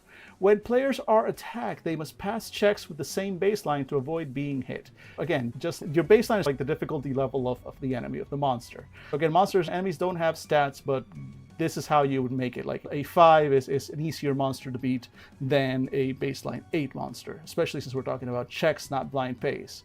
And likewise, a baseline 8 enemy is going to be harder to avoid. This is not a game where the Maestro is drawing cards necessarily to take actions. They are just declaring actions, and the players have to react. So we've seen that before in a few other games, where instead of the GM rolling to hit a player, they just say, player, you are being attacked, roll to dodge, or roll to defend. And that is how that works as well. Then a single hit defeats a regular enemy. So no hit points to keep track of. Just if you hit the enemy, they take the hit, they go down. But the twist touched or those protected by armor or other means may take more. It's very much left up to the GM's decision. When defeating an enemy with gunfire, the gun draws a card. Otherwise, the slinger draws. So there is a reward mechanic, a slight reward mechanic to defeating an enemy when combat breaks out. So whichever one of the gun or slinger defeated that enemy gets to draw a card as a reward. So there is that. Harm for the slinger. Now the gun itself is, I don't remember if it says so. I feel like it does at one point basically say that the gun is all but indestructible and invulnerable, but they're also pretty limited. So 6 of one and half a dozen of the other. But the slinger is a human. They can take damage. So harm for the slinger. Whenever the slinger fails to avoid a hit, they mark 1 scrape. If all their scrapes are marked and they're hit, they invent and write down a situationally appropriate major injury. Exceeding 2 major injuries is fatal. So that's how you do take damage. And the scrapes are actually, let's look at the character sheet real quick for the slinger. There we go. So you can see here, oh, it's shiny, but there you go, scrapes. So you see you can get up to 3 scrapes, and once you get 3 scrapes, they go away and they turn into a major injury. Once you get 2 major injuries, then at that point, if you ever get a third one, so 2 major injuries, and then that third scrape on top of those, which means you've taken a serious beating, because you only take 1 hit. You only take 1 scrape. So that means you've been hit 1, 2, 3, 4, 5, 6, 7, 8, 9 times before you go down permanently. But you can go down. All right, let's see. So death, speaking of death in a twist-marred world, death isn't always final. So even if all that happens and you go down, if you're really attached to your characters and their collaborative story, maybe you strike a bargain with something beyond your understanding. Every time you're twisted, okay, so the emphasis is different. Every time you're twisted somehow until you're no longer yourself. These should be so sufficiently major and impactful that you're unsure if you want to strike the deal. Resurrection is never as simple as a hand wave or snap of the fingers. When the slinger resurrects, they permanently mark one of their twist track's points. This can never be cleared, so use red and scratch it up, making sure you remember. Additionally, the table must decide how the twist physically transforms you. This isn't necessarily negative, but should be strange and noticeable without effort disguising it. For example, a transformed eye with stars inside, cat-like ears twitching at every noise, a marked arm with a growing curse, or backwards bent legs ready to spring. You can, if you die, and I like this, I really like this concept, that even if you go down in a hail of gunfire, and it would have to be a hail of gunfire to take the Slinger down, you can make a deal. You can make a deal with the twist, because once we see the Gunslinger character themselves here, we'll see that you are, as it says here, twist touched. The gun is related to magic, the Slinger is related to the twist, and they both have a way to sense each other's fucked upness, which is absolutely great, and I love it. But you can come back. So again, imagine that scene. You've set it up. The gun and the Slinger got trapped in the middle of the street. People on both sides, on both levels of buildings around them, just bandits popped up while they released some kind of twist dog to pin the Gunslinger down so they couldn't run, and they just unleashed on them. Bam, hit after hit, and the Gunslinger goes down, still holding the gun in their hand as they fall back on the ground. The bandits begin to cheer. And then, with the twist and the snapping of bone, the hand that is holding the gun grows monstrous and clawed with strange scales shimmering and twisting as the Slinger rises up like the goddamn Undertaker and goes back into the fray. Fuck yeah. Fuck yeah. Does that not sound like a fun game? I would do that. I would definitely. I love that. I love that because you're telling a story. And especially in this game, the story that you're telling about the gun and the Slinger, you can't just swap one out and another. These are the characters. So I like that there's a way, not without consequence, but I love those moments. Fuck yeah. Trade and favor. We've seen this before with other games like in Penumbra City. Even honestly, I guess it didn't matter in Blazing Hymn because it's not that kind of game. And kind of didn't matter that much in Cantrip. But definitely Penumbra City, it was also a system where money no longer exists. We seem to have a topic with that. I wonder what it is about indie game designers imagining worlds where money no longer exists. I wonder where that comes from, right? Getting hung up on tracking dollars and donuts minutiae can really slow down play and disperse focus. Gun and Slinger isn't about that. You have sufficient money to remain fed and hydrated, don't worry about it. But finding a place to sleep or securing transportation may be a bit difficult. For anything beyond that, you'll need to trade something of value or do a favor, so you can almost always get what you want or need for a favor, capital F. Everyone has something they need done, whether cleaning the barn or guarding a caravan, and prefer favors to cash. You can always offer a favor instead of money or goods. Depending on the task, you may not need to do it now. And depending on who you're asking, they may wait to define it, holding it over your head. Favors are a major IOU, and reneging one or any agreement is a big deal. Pretty much a reputation economy. Tools and trinkets. So I like this. I like lists of items. If anything, I would like even more items. I am a sucker for lists and tables, and I'm looking forward to reviewing one of those games that is just all lists and tables. Again, this game is rules light, it's vibes heavy, and while it does give you some examples of things that you can take, this stuff just exists in the world. There's no stats for it or anything like that. All right, so anyway, point is, list of stuff doesn't have a huge effect on game, but at the same time, it's cool, and you can use it for the vibes and the setting. I like the art, and I like some of the examples that it gives you, because it gives you examples of stuff that are tools. Tools are mundane items that anyone can buy and make, so rope, rations, minor like magical boons, treasure maps, armor, repair tools, or just a really cool lighter. But also trinkets. Trinkets are special, often magical equipment. They're not always rare, and their power varies, but they're almost always unique with potentially only a few in existence. So tools are stuff, and they can be magical, but they're just everyday tools. A hammer is a hammer. Trinkets are funky, which I like. I like the funk. in my games. And so it's got some cool examples, like a beast coin, runestone that unlocks door, a small wooden game piece that speaks, a twist-oriented compass, a truth-revealing eyeglass, a ghost translator. So it's got some fun equipment. I would have liked even more. I think I want to go, again, I want to play with the twist, with the weird book at some point, just create stuff.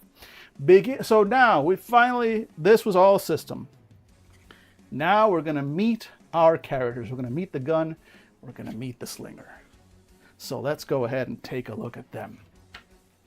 So pregame, what do we do? How do we set up the game? How are we going to play? Pre-game prep, Maestro and players review the prompt questions, establishing some backstory and setting information. We'll look at those.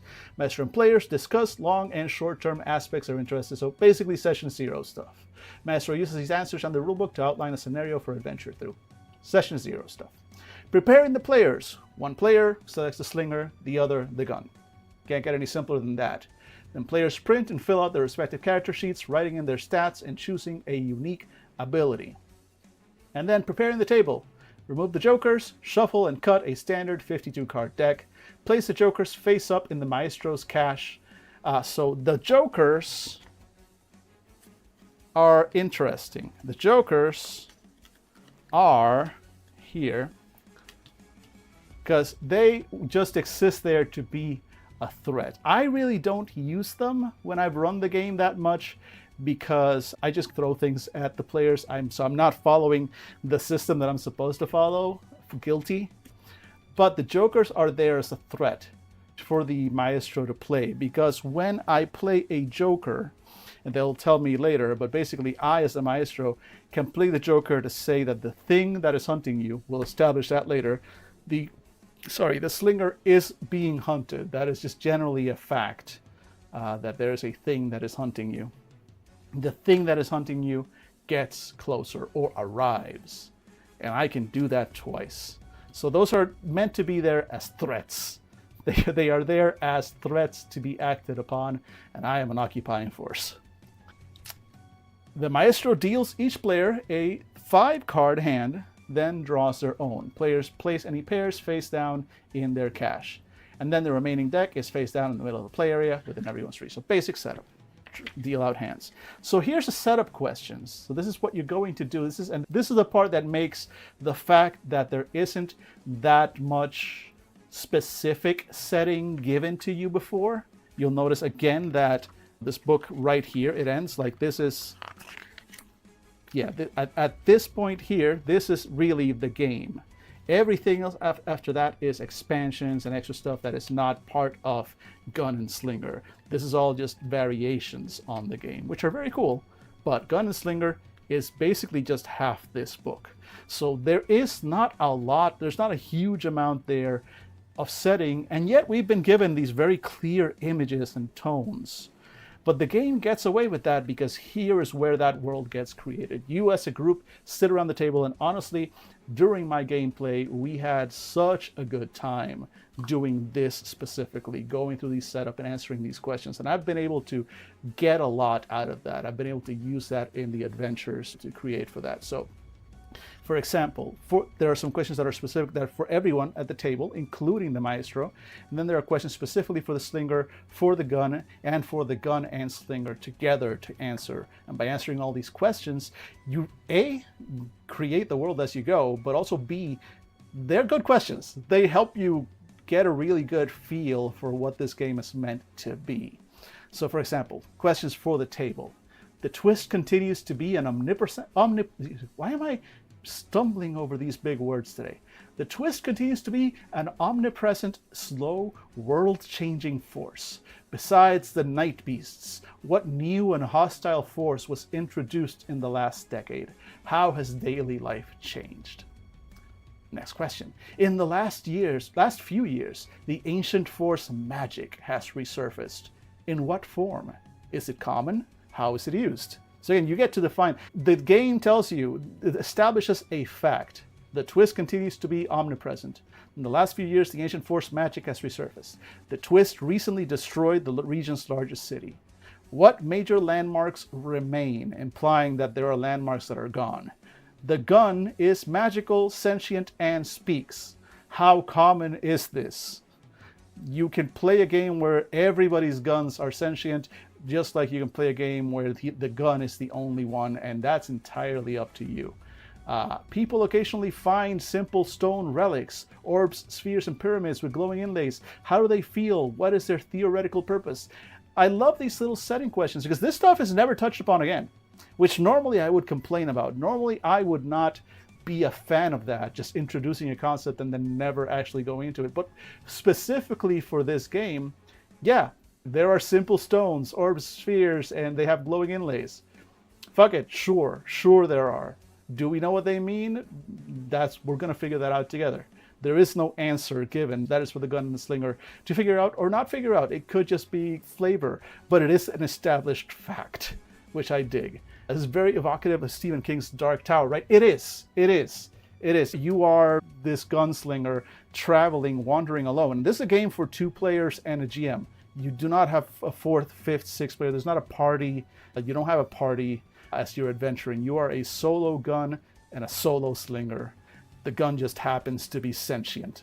So yeah, it is very evocative. You are traveling. You have something you're looking for. We're going to look at those questions now. For example, for the slinger, in the last few months, something awoke and now hunts you. What is hunting you? What? Have you seen it? Are you aware? Out of character, that you know something's hunting you. In character, do you know something's hunting you? Have you seen it? But something is hunting you. The twist, marked and changed you. How are you marked? What new ability does it grant? How must you care for it? So again, you're already marked, you're already twisted, you're already something slightly different than human. You have a trinket from the home you no longer have. What is it and what does it do? And what does it mean to you? And finally, what are you seeking and what do you fear? So again, these are very evocative questions that are really forming an image of who the gunslinger is and what they've gone through. Meanwhile, for the gun, which is interesting because you're playing a relatively inanimate object. For the gun, you weren't always this cold steel body. Who or what were you? What do you remember? How does your body feel? And I love that that's the very first question they tell you. Like, you've got a backstory. You weren't always a gun. Like, starting off from there. You may be a weapon, but you're more than that. Besides violence, what else are you a tool for? You're directly connected to magic's global flowing lines and fields. How can only you use them to affect your surroundings? So again, I like that. The slinger is touched and marked by the twist, but the gun is directly connected to magic. And these are 2 separate and opposed forces. But together, the 2 of them can do more. And finally, what do you want more than anything else, and what do you fear? And then for the gun and slinger together, for the pair of them. Where was the gun found? How long have you wandered together? What do you 2 disagree about? And how does sharing each other's thoughts feel? And I love that one comes in at the end because that's when it hits them both. Like, wait, what? Our thoughts, yes, your minds are connected. You have a telepathic mind-sharing connection to the gun. It's only introduced finally there. And then once you finish fleshing out your world, you should collectively discuss your adventures. Focus. And it's got some cool ideas here. So, do you wish to defeat the thing that hunts, cure the twist, restore the gun's original body? These and more are all doable. But Gun and Slinger isn't designed for endless play, and you should have a tangible end goal.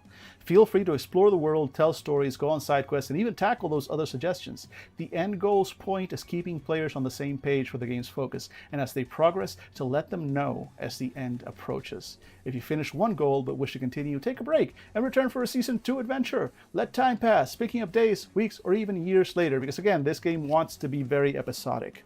Now, finally, with all that built, let's actually take a look at what the gun and the slinger can do. And how are we doing on time? We've got 45 minutes left. I think we can get through both of those, and then after that, it's going to be the Maestro's Toolkit, which I don't know how far we're going to get. It's not that long. We might just do this. Let's see how far we go. The gun. So this was, again, I love the very concept that you're literally just playing this magical sentient object. This is your character. You are trapped in a body other than your own. Cold, furious steel of violence and judgment. It is not your home. You may dislike it. No, yeah, it is not your home. You may dislike it, but you occupy it. You're tied to a slinger, a wanderer seeking something.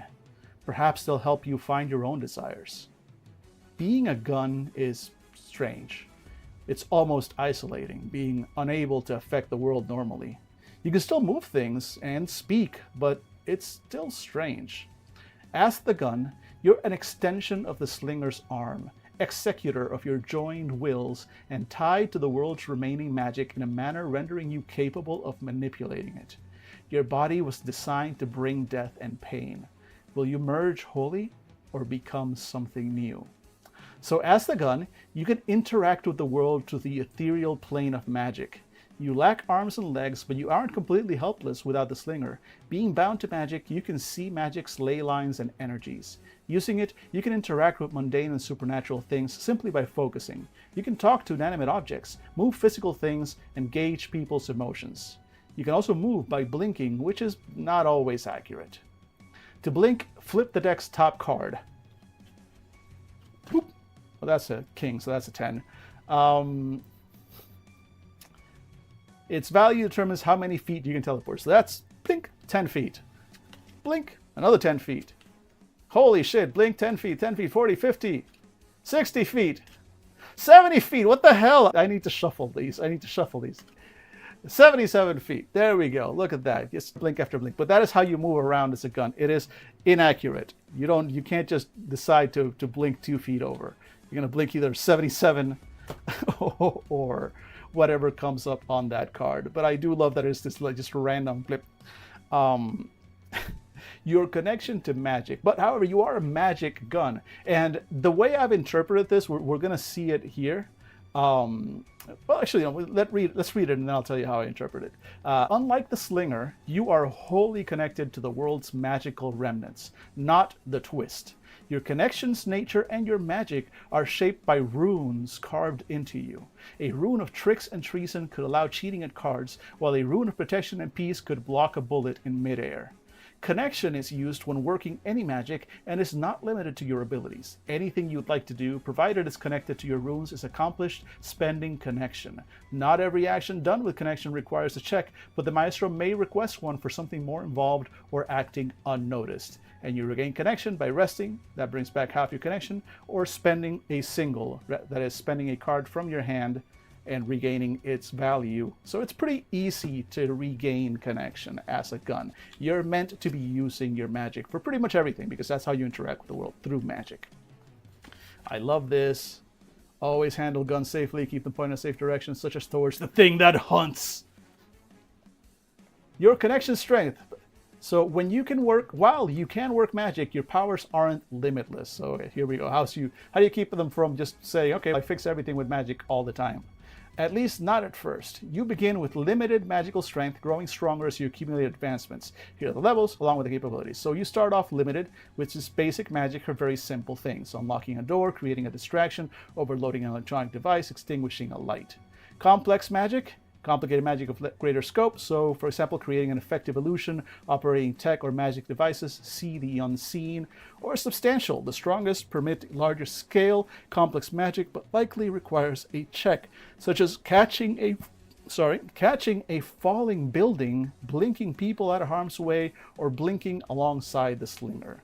I like that basically it is just, ask the gun, just tell me what you want to do. And if it fits your runes, which we will see now, cool. Well, you can probably do it. Spend some connection. Let's make it happen. There is a mechanism, I think, for spending more connection to, if you can only normally do limited, you can push yourself to do complex or substantial by, I believe, spending more connection. I think we'll see that in a minute. You can perform magic. Here we go. Yeah, you can perform magic beyond your current connection strength by spending 2 extra connection per additional strength level. So if you start off only being able, which you will, start off only being able to do limited, you can spend an additional 2 connection in addition to whatever you're already spending, which is probably 1, to be able to pull off a complex effect, or you can spend a total of 4 additional connection, 2 for this and 2 for this, to be able to pull off something crazy. So I do that even at the beginning. If needed, if you have enough points and look at how much connection you can have, you can start with substantial amount. I believe it's 1, 2, 3, 5, 6. Yeah, you can start with like 10 connection. You can push yourself. You can do that push. And even from the start, pull off a really substantial, really heroic level of magical feat. So again, I like that. I like being able to give players, even from the start, the resources to excel, to do something amazing and memorable if they have the resource and if they're able to do them. So I like that. I very much like that approach. And then your spirit provides you with a unique pool on magic. Choose an ability, which will cost 1 connection. So you're going to check one of these 3. Basically, there's 2 character classes in this game. There's Gun and there's Slinger. Those are your 2 character classes. But each one has 3 sort of variations. And the difference on them is right here. Everything else is going to remain the same no matter which kind of agent you pick. So for example, the Gun can pick to be an agent of trickery, an agent of fury, or an agent of peace. Because an agent of trickery inverts the worlds with their connection. An agent of fury channels their rage, birthing flame where they choose. Or an agent of peace will surround someone or something with their protective magic. So each one of these, depending on which you pick, will give you the ability to do this thing, to do something special by spending 1 connection. For example, the trickery one can manipulate the system a little. You can pick a random card from the deck, causing chaos. Higher card values are beneficial. Lower values turn the chaos against you. If a face card is drawn, put it at the bottom and redraw. Agent of Trickery is literally spend 1 connection and fuck it, here we go. Wild shit. Oh, Joker, let's cut this deck. Here we go. Flip the card. What happens? That's an 8. That's a high. High is good. Lower values are against you. So just chaos breaks out. Magical chaos. This is a thing that you're doing. Magical chaos breaks out, and it is generally in your benefit. If you had done that, ace would be a reroll. 9 would be very good. Here we go. A 4 would be a little bit more of a mixed result, while a 2 is chaos that you're not going to be happy with. I'm still probably, you spent the points, I'm still going to give you overall good stuff, but it's definitely going to be with a catch, whatever you're trying to pull off. Agent of Fury, you can pick a random card from the deck. The card's value is a pool you divide between targets and distance in feet. Targets nominated begin to supernaturally heat. If flammable, they ignite. If a face card is drawn, put it at the bottom and redraw. So here's a little bit of a thing that strikes me. The game very much says it's all theater of the mind and just general ranges, describe it out. But then it specifically has things that are in ranges of feet. So at that point, the GM or somebody has to decide how many feet away your target is.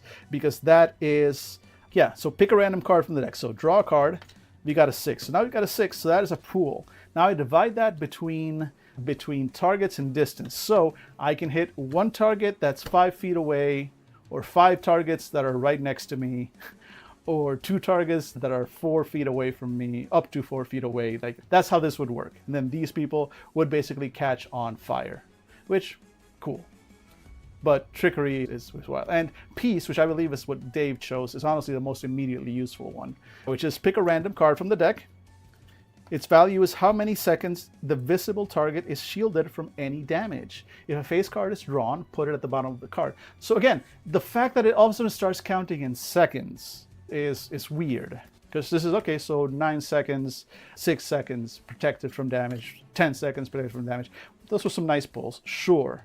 But again, since combat is just narrative, if you even pull off like 2 seconds, that's the 2 seconds that were needed to shield from that hit.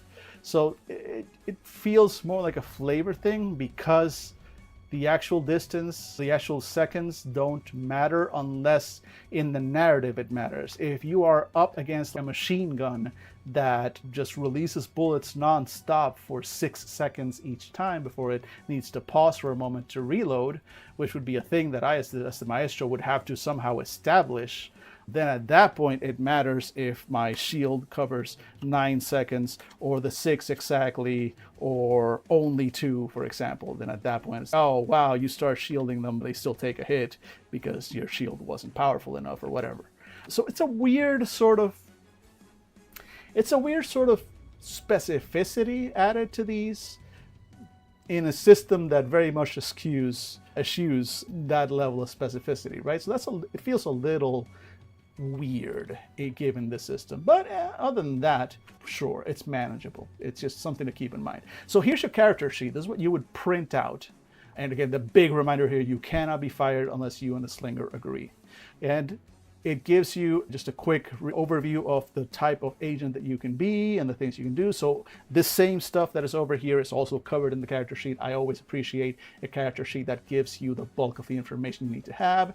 And then there's your basic stats: embodiment of magic, sharp for a gun, and just a little bit mean. And you can put your stat there, or your rating for each one.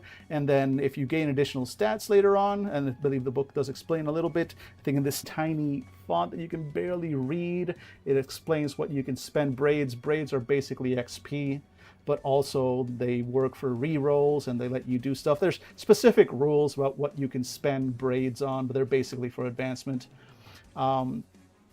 And then there is a rune on your barrel. What is it? So the runes are the ones that determine the kind of magic that you use. You start with one set of runes: fire and fury, tricks and treason, protection and peace, presence and prosperity, guidance and guile, or strength and service. As you progress, you can get additional runes. And basically anytime that you as the gun want to use your magic is specifically tied to these runes. For example, you start only with the guidance and guile rune, which I believe is the one that Dave started with. Then anytime you're going to use magic, you have to justify. It's a little bit of, if you played Mage, the Ascension, you're prepared for this. But otherwise, you need to justify how the magic effect that you want to do, the thing that you want to do with magic, fits the sort of the theme and vibe of the runes that you have.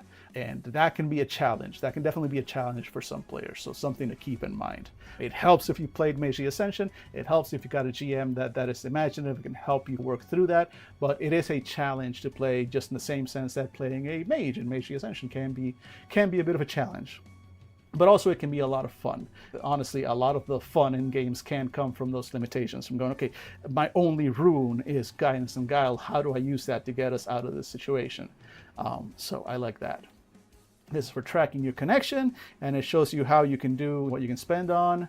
And then here's how you mark your magical strength. You start with limited and lets you mark up how powerful you are, and the basic rules on how to blink around. And that's basically, that's it. That's the gun.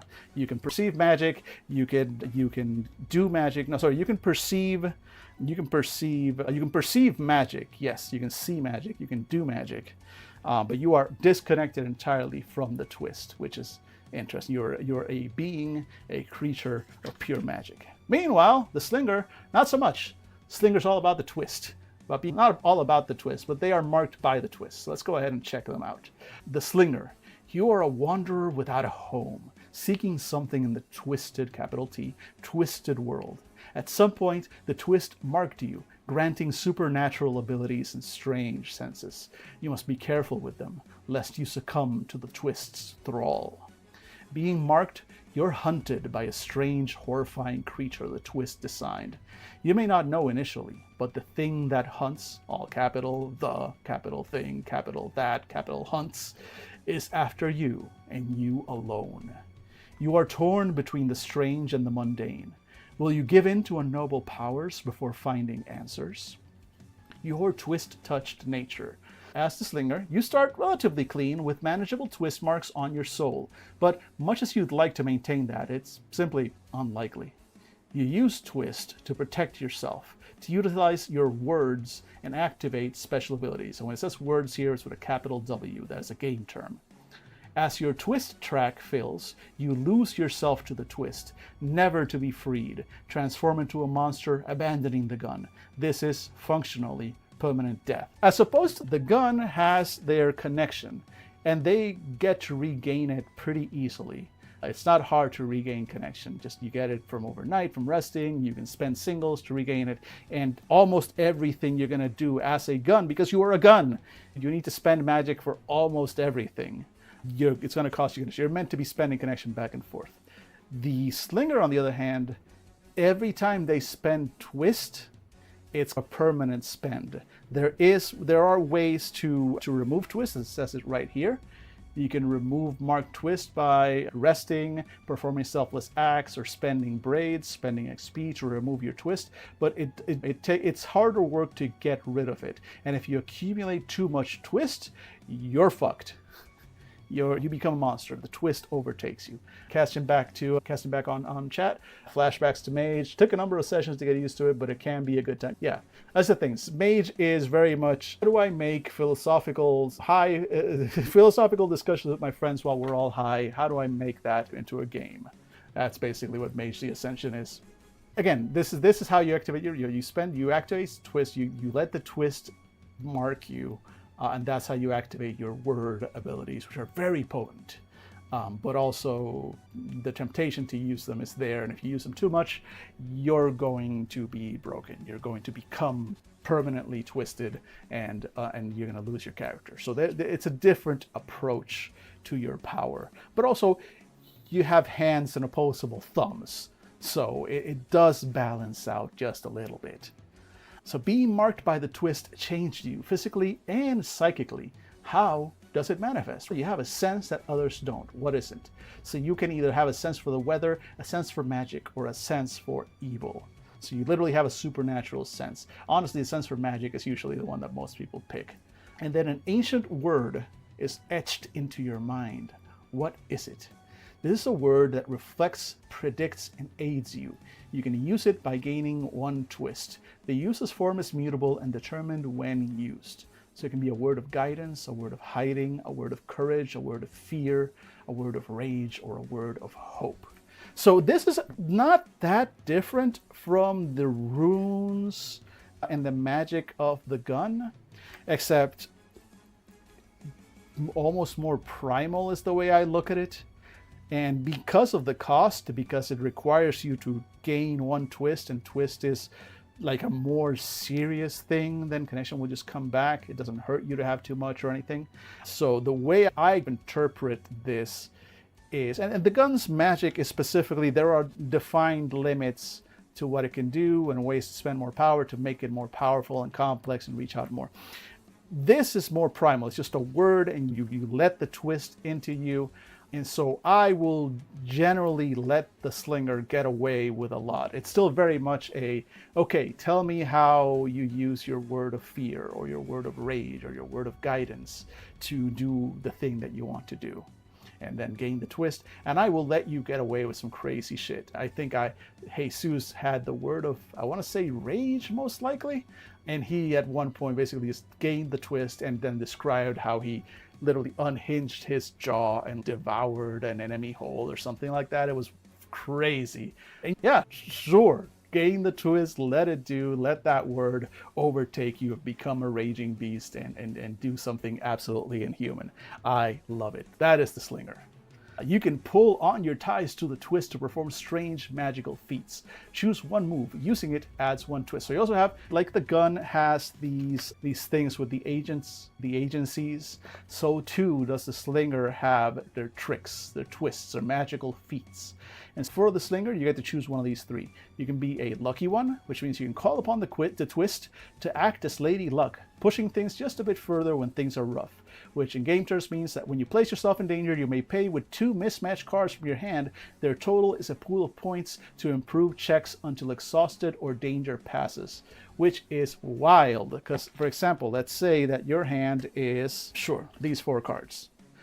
And you can basically take one twist and take your 2 biggest cards, this 10 and this 6, or mismatched cards, lay them down and go, I now have a pool of points, 16 points from those 2, because their total is a pool of points to improve checks until exhausted or danger passes. So you're using this in a fight or in a dangerous situation. So long as this lasts, I have 16 points that I can use to just add to my actions, to my checks, until they're done or the danger passes. That is incredibly powerful. So again, as I said, the twist is more rarely used, and the potential penalties are bigger. But because of that, I definitely let the player pull off some bigger feats when it is spent. The other example is now you don't. You pull the twist close, gathering it and shifting your form into something unseen. It's basically invisibility. Pick a random card from the deck. Its value is a number of minutes you can turn invisible for. So again, look at the gun, pulls a card, and their effect lasts that many seconds. The Slinger takes twist, pulls a card, that effect lasts that many minutes. And the desperate gamble.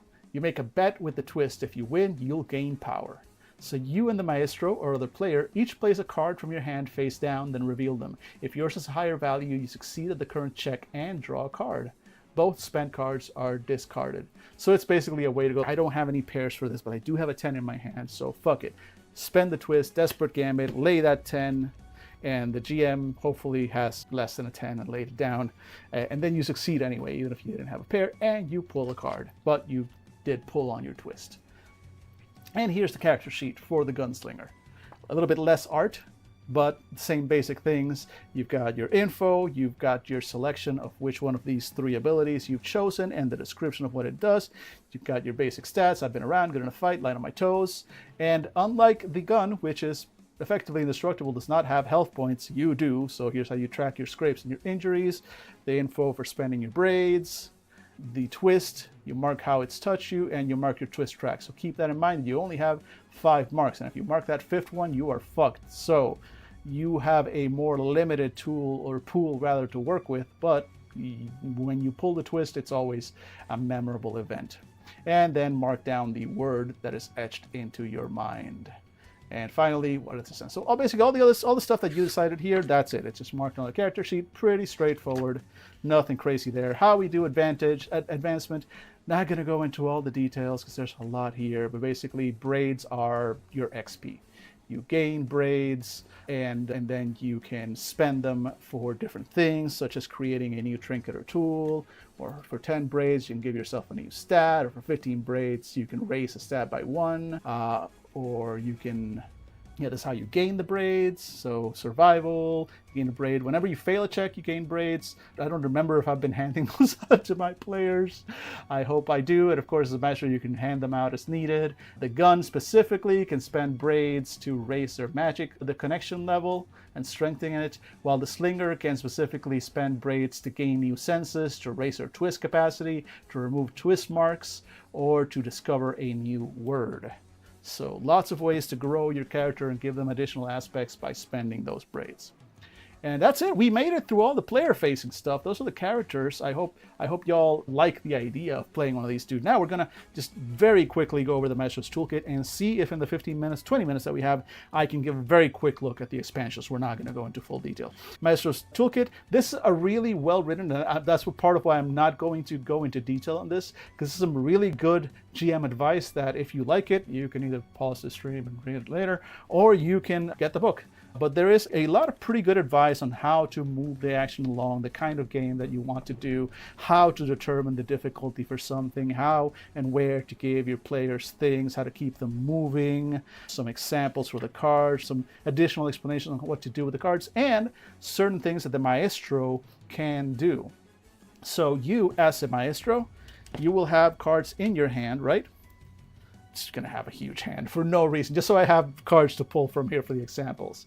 And so if you have a face card, you can play them.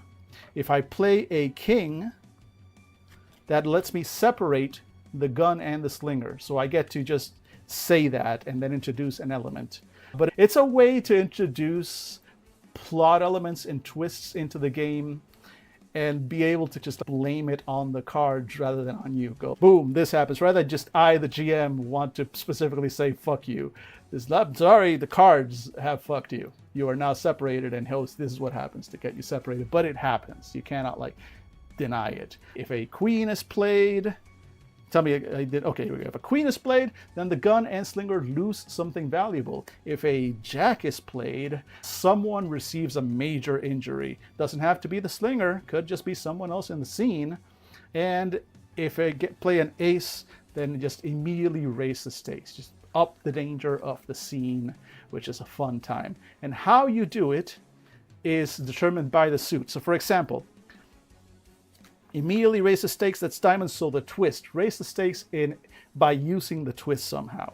If I'm going to, someone receives a major injury, again, diamonds, so stakes. Let's say that is instead the one that we're missing, which is spades. So let's say this was spades, then someone receives a major injury from the antagonist. So whoever the antagonist is, I bring them into the scene and they fuck somebody's day up. If we were to play a clubs card, that is dealer's choice. So I get to decide what gets lost or where that comes from. And hearts is the environment, separates gun and slinger. So an earthquake, a storm, whatever, something in the environment separates them. So it's a way to use, if you're stuck for an idea as a maestro, the cards in your hand are a tool to make things happen, to use as inspiration. You can also, and the other way I would also use them, it says here, as a maestro, you do not make pairs. Cards remain in your hand. Use the singles to make moves and mix up the current scene. As a maestro, you're mainly reacting. So basically, the regular cards, I would do the same thing. It doesn't quite specifically say that. Basically, let's say my hand is now these numbers. So if I want to introduce a regular, like not a highly difficult, something that is basically I use the card number as the difficulty of the check needed to beat it. So if I want to introduce with clubs, dealer's choice or whatever, so I want to introduce a low-level antagonist that is coming in, I might play this 4 of clubs and use it as an excuse to introduce this like low-level flunky that is blocking their way. And you know, a check of 4 will convince them or whatever. Or I might play a 9 of diamonds is the twist. So maybe the thing, no, actually no, the thing that hunts is represented by the jacks, by the jokers. But let's say one of those fungus apes, or maybe a pack of them, come out from the woods and attack. Again, it's a tool for the maestro to use the cards in their hand to tell stories and generate story elements when they need to. So I do like that's there. I don't think it's strictly necessary. I, in fact, almost never use it, but I like that it is a tool that is available to the GM. And then now we're talking a little bit about the thing. So the thing that hunts. Something connected to the twist hunts the duo. Again, it gives you a few details on that. Talks about the jokers and how to use them to use the thing that hunts in the game. And then after that, it's now we got some scenarios, some ideas, and just again some very simple overviews of places and things that might be in those places for your characters to explore. And finally, a few optional rules, like letting the gun shapeshift. So there is a way, if you want to make it so that the gun can turn into a sword or a key or a different gun, not a person, it's not shapeshifting into a person or a living animal, just into a different sort of weapon, like a gun or a tool of some kind. It's an optional rule that you can add. And here's a little note on Maestro Let's Play. I feel like maybe this example from all the way back here, going Maestro Let's, maybe would have been better used here, but whatever. And that draws to an end Gun and Slinger. We're going to look at the rest of this very quickly, but that actually draws to an end Gun and Slinger. I'm actually very proud that we got to the entire game in one stream. Look at us go. Holy shit. But yes, that is the game. I really enjoy this game. It's very much atmospheric. It's very much a storytelling game with a very unique system. And then in the vein of that same game, again, we're not going to go into detail on this, we're just going to look at them because I love the various concepts that people have made. So Adira Slattery designed The Demon, which is a version of this same system in which you're playing a demon and the demon stats. And where is it here? Actually, the person barely has a stat. I think the demon, the person itself uses a similar sheet to the Slinger, I think, in this one. So it's mostly just stats for the demon. I think the person might just be a normal person. So it is variations, but the demon gets different stats, different powers. And basically, without going into too much detail, you're basically a genie, almost. More than a demon, it's like more of the traditional genie. The player makes a request of you. You can offer, let me do this, let me do that. You can tempt them, but the player makes a request, and then once the player asks you to do the thing, then you are free to do the thing. It's a vibe that we get, which is very interesting, very cool. And then there's Sword and Bearer, so Gun and Slinger, but more with a sword. It's created by Vedita Boletti. And this one is very much, from what I've seen, I haven't looked at this one too closely, but it is a unique setting, a growing city, a living sword, and this sort of how can I it feels like a not medieval, but like more self-contained version of Gun and Slinger with Sword and Bearer, and you're more contained within a city. There's more to deal with the setting of the city itself and the wilderness around it. Again, just a slightly different setting. The twist exists, but there's a different kind of twist in the city that is changing the city itself, and in this case the sword is actually tied to the twist. So a different approach to the game, which I like. And then, yeah, a little bit more detail on the bearer and their stats. And then there is Mech and Pilot, for which I love the art. This one's designed by Pam Punzalan.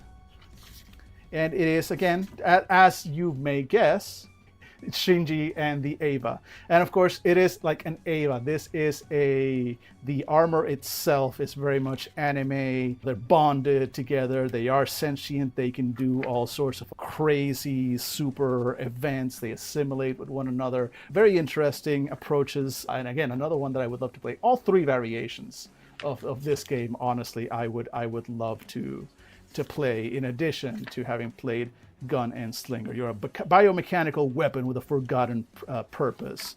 While the pilot themselves, you're a land dweller whose life took an unprecedented turn as your soul synchronized with a mech. Will you choose survival or turn your eyes heavenward to self-styled gods' thrones, slaying gods? Like this looks like a hell of a good time, and I would also love to play it. And that covers the entire book. Look at that. Let me catch up on chat real quick. In my humble opinion, Jinn and genies are demons. I have a more controversial take on this, but I don't dare say it. Not fair, I get it. And honestly, like I said, look, they're different.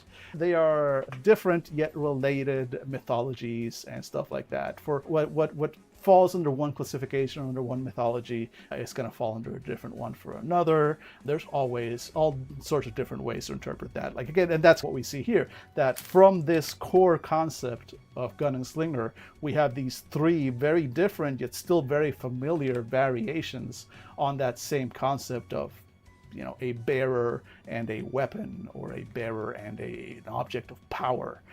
So I really like that. I think all three alternate settings for this game look like a lot of fun, and I would love to run them. Maybe with the gang someday. We'll see. No promises, but they're definitely something I want to do. And this game is also one that I want to do a proper, not just me rambling stream review on after I finally finish that Penumbra City one, which maybe I'll hopefully get to write it out over the weekend. But we made it, folks. We made it. We survived. I'm very proud of us. I'm just going to spread all these cards around because it's fun to do that. And I just go ahead and switch back out to here as we start wrapping up the show for the day. Thank you, as always, folks, for hanging out with me for a little while.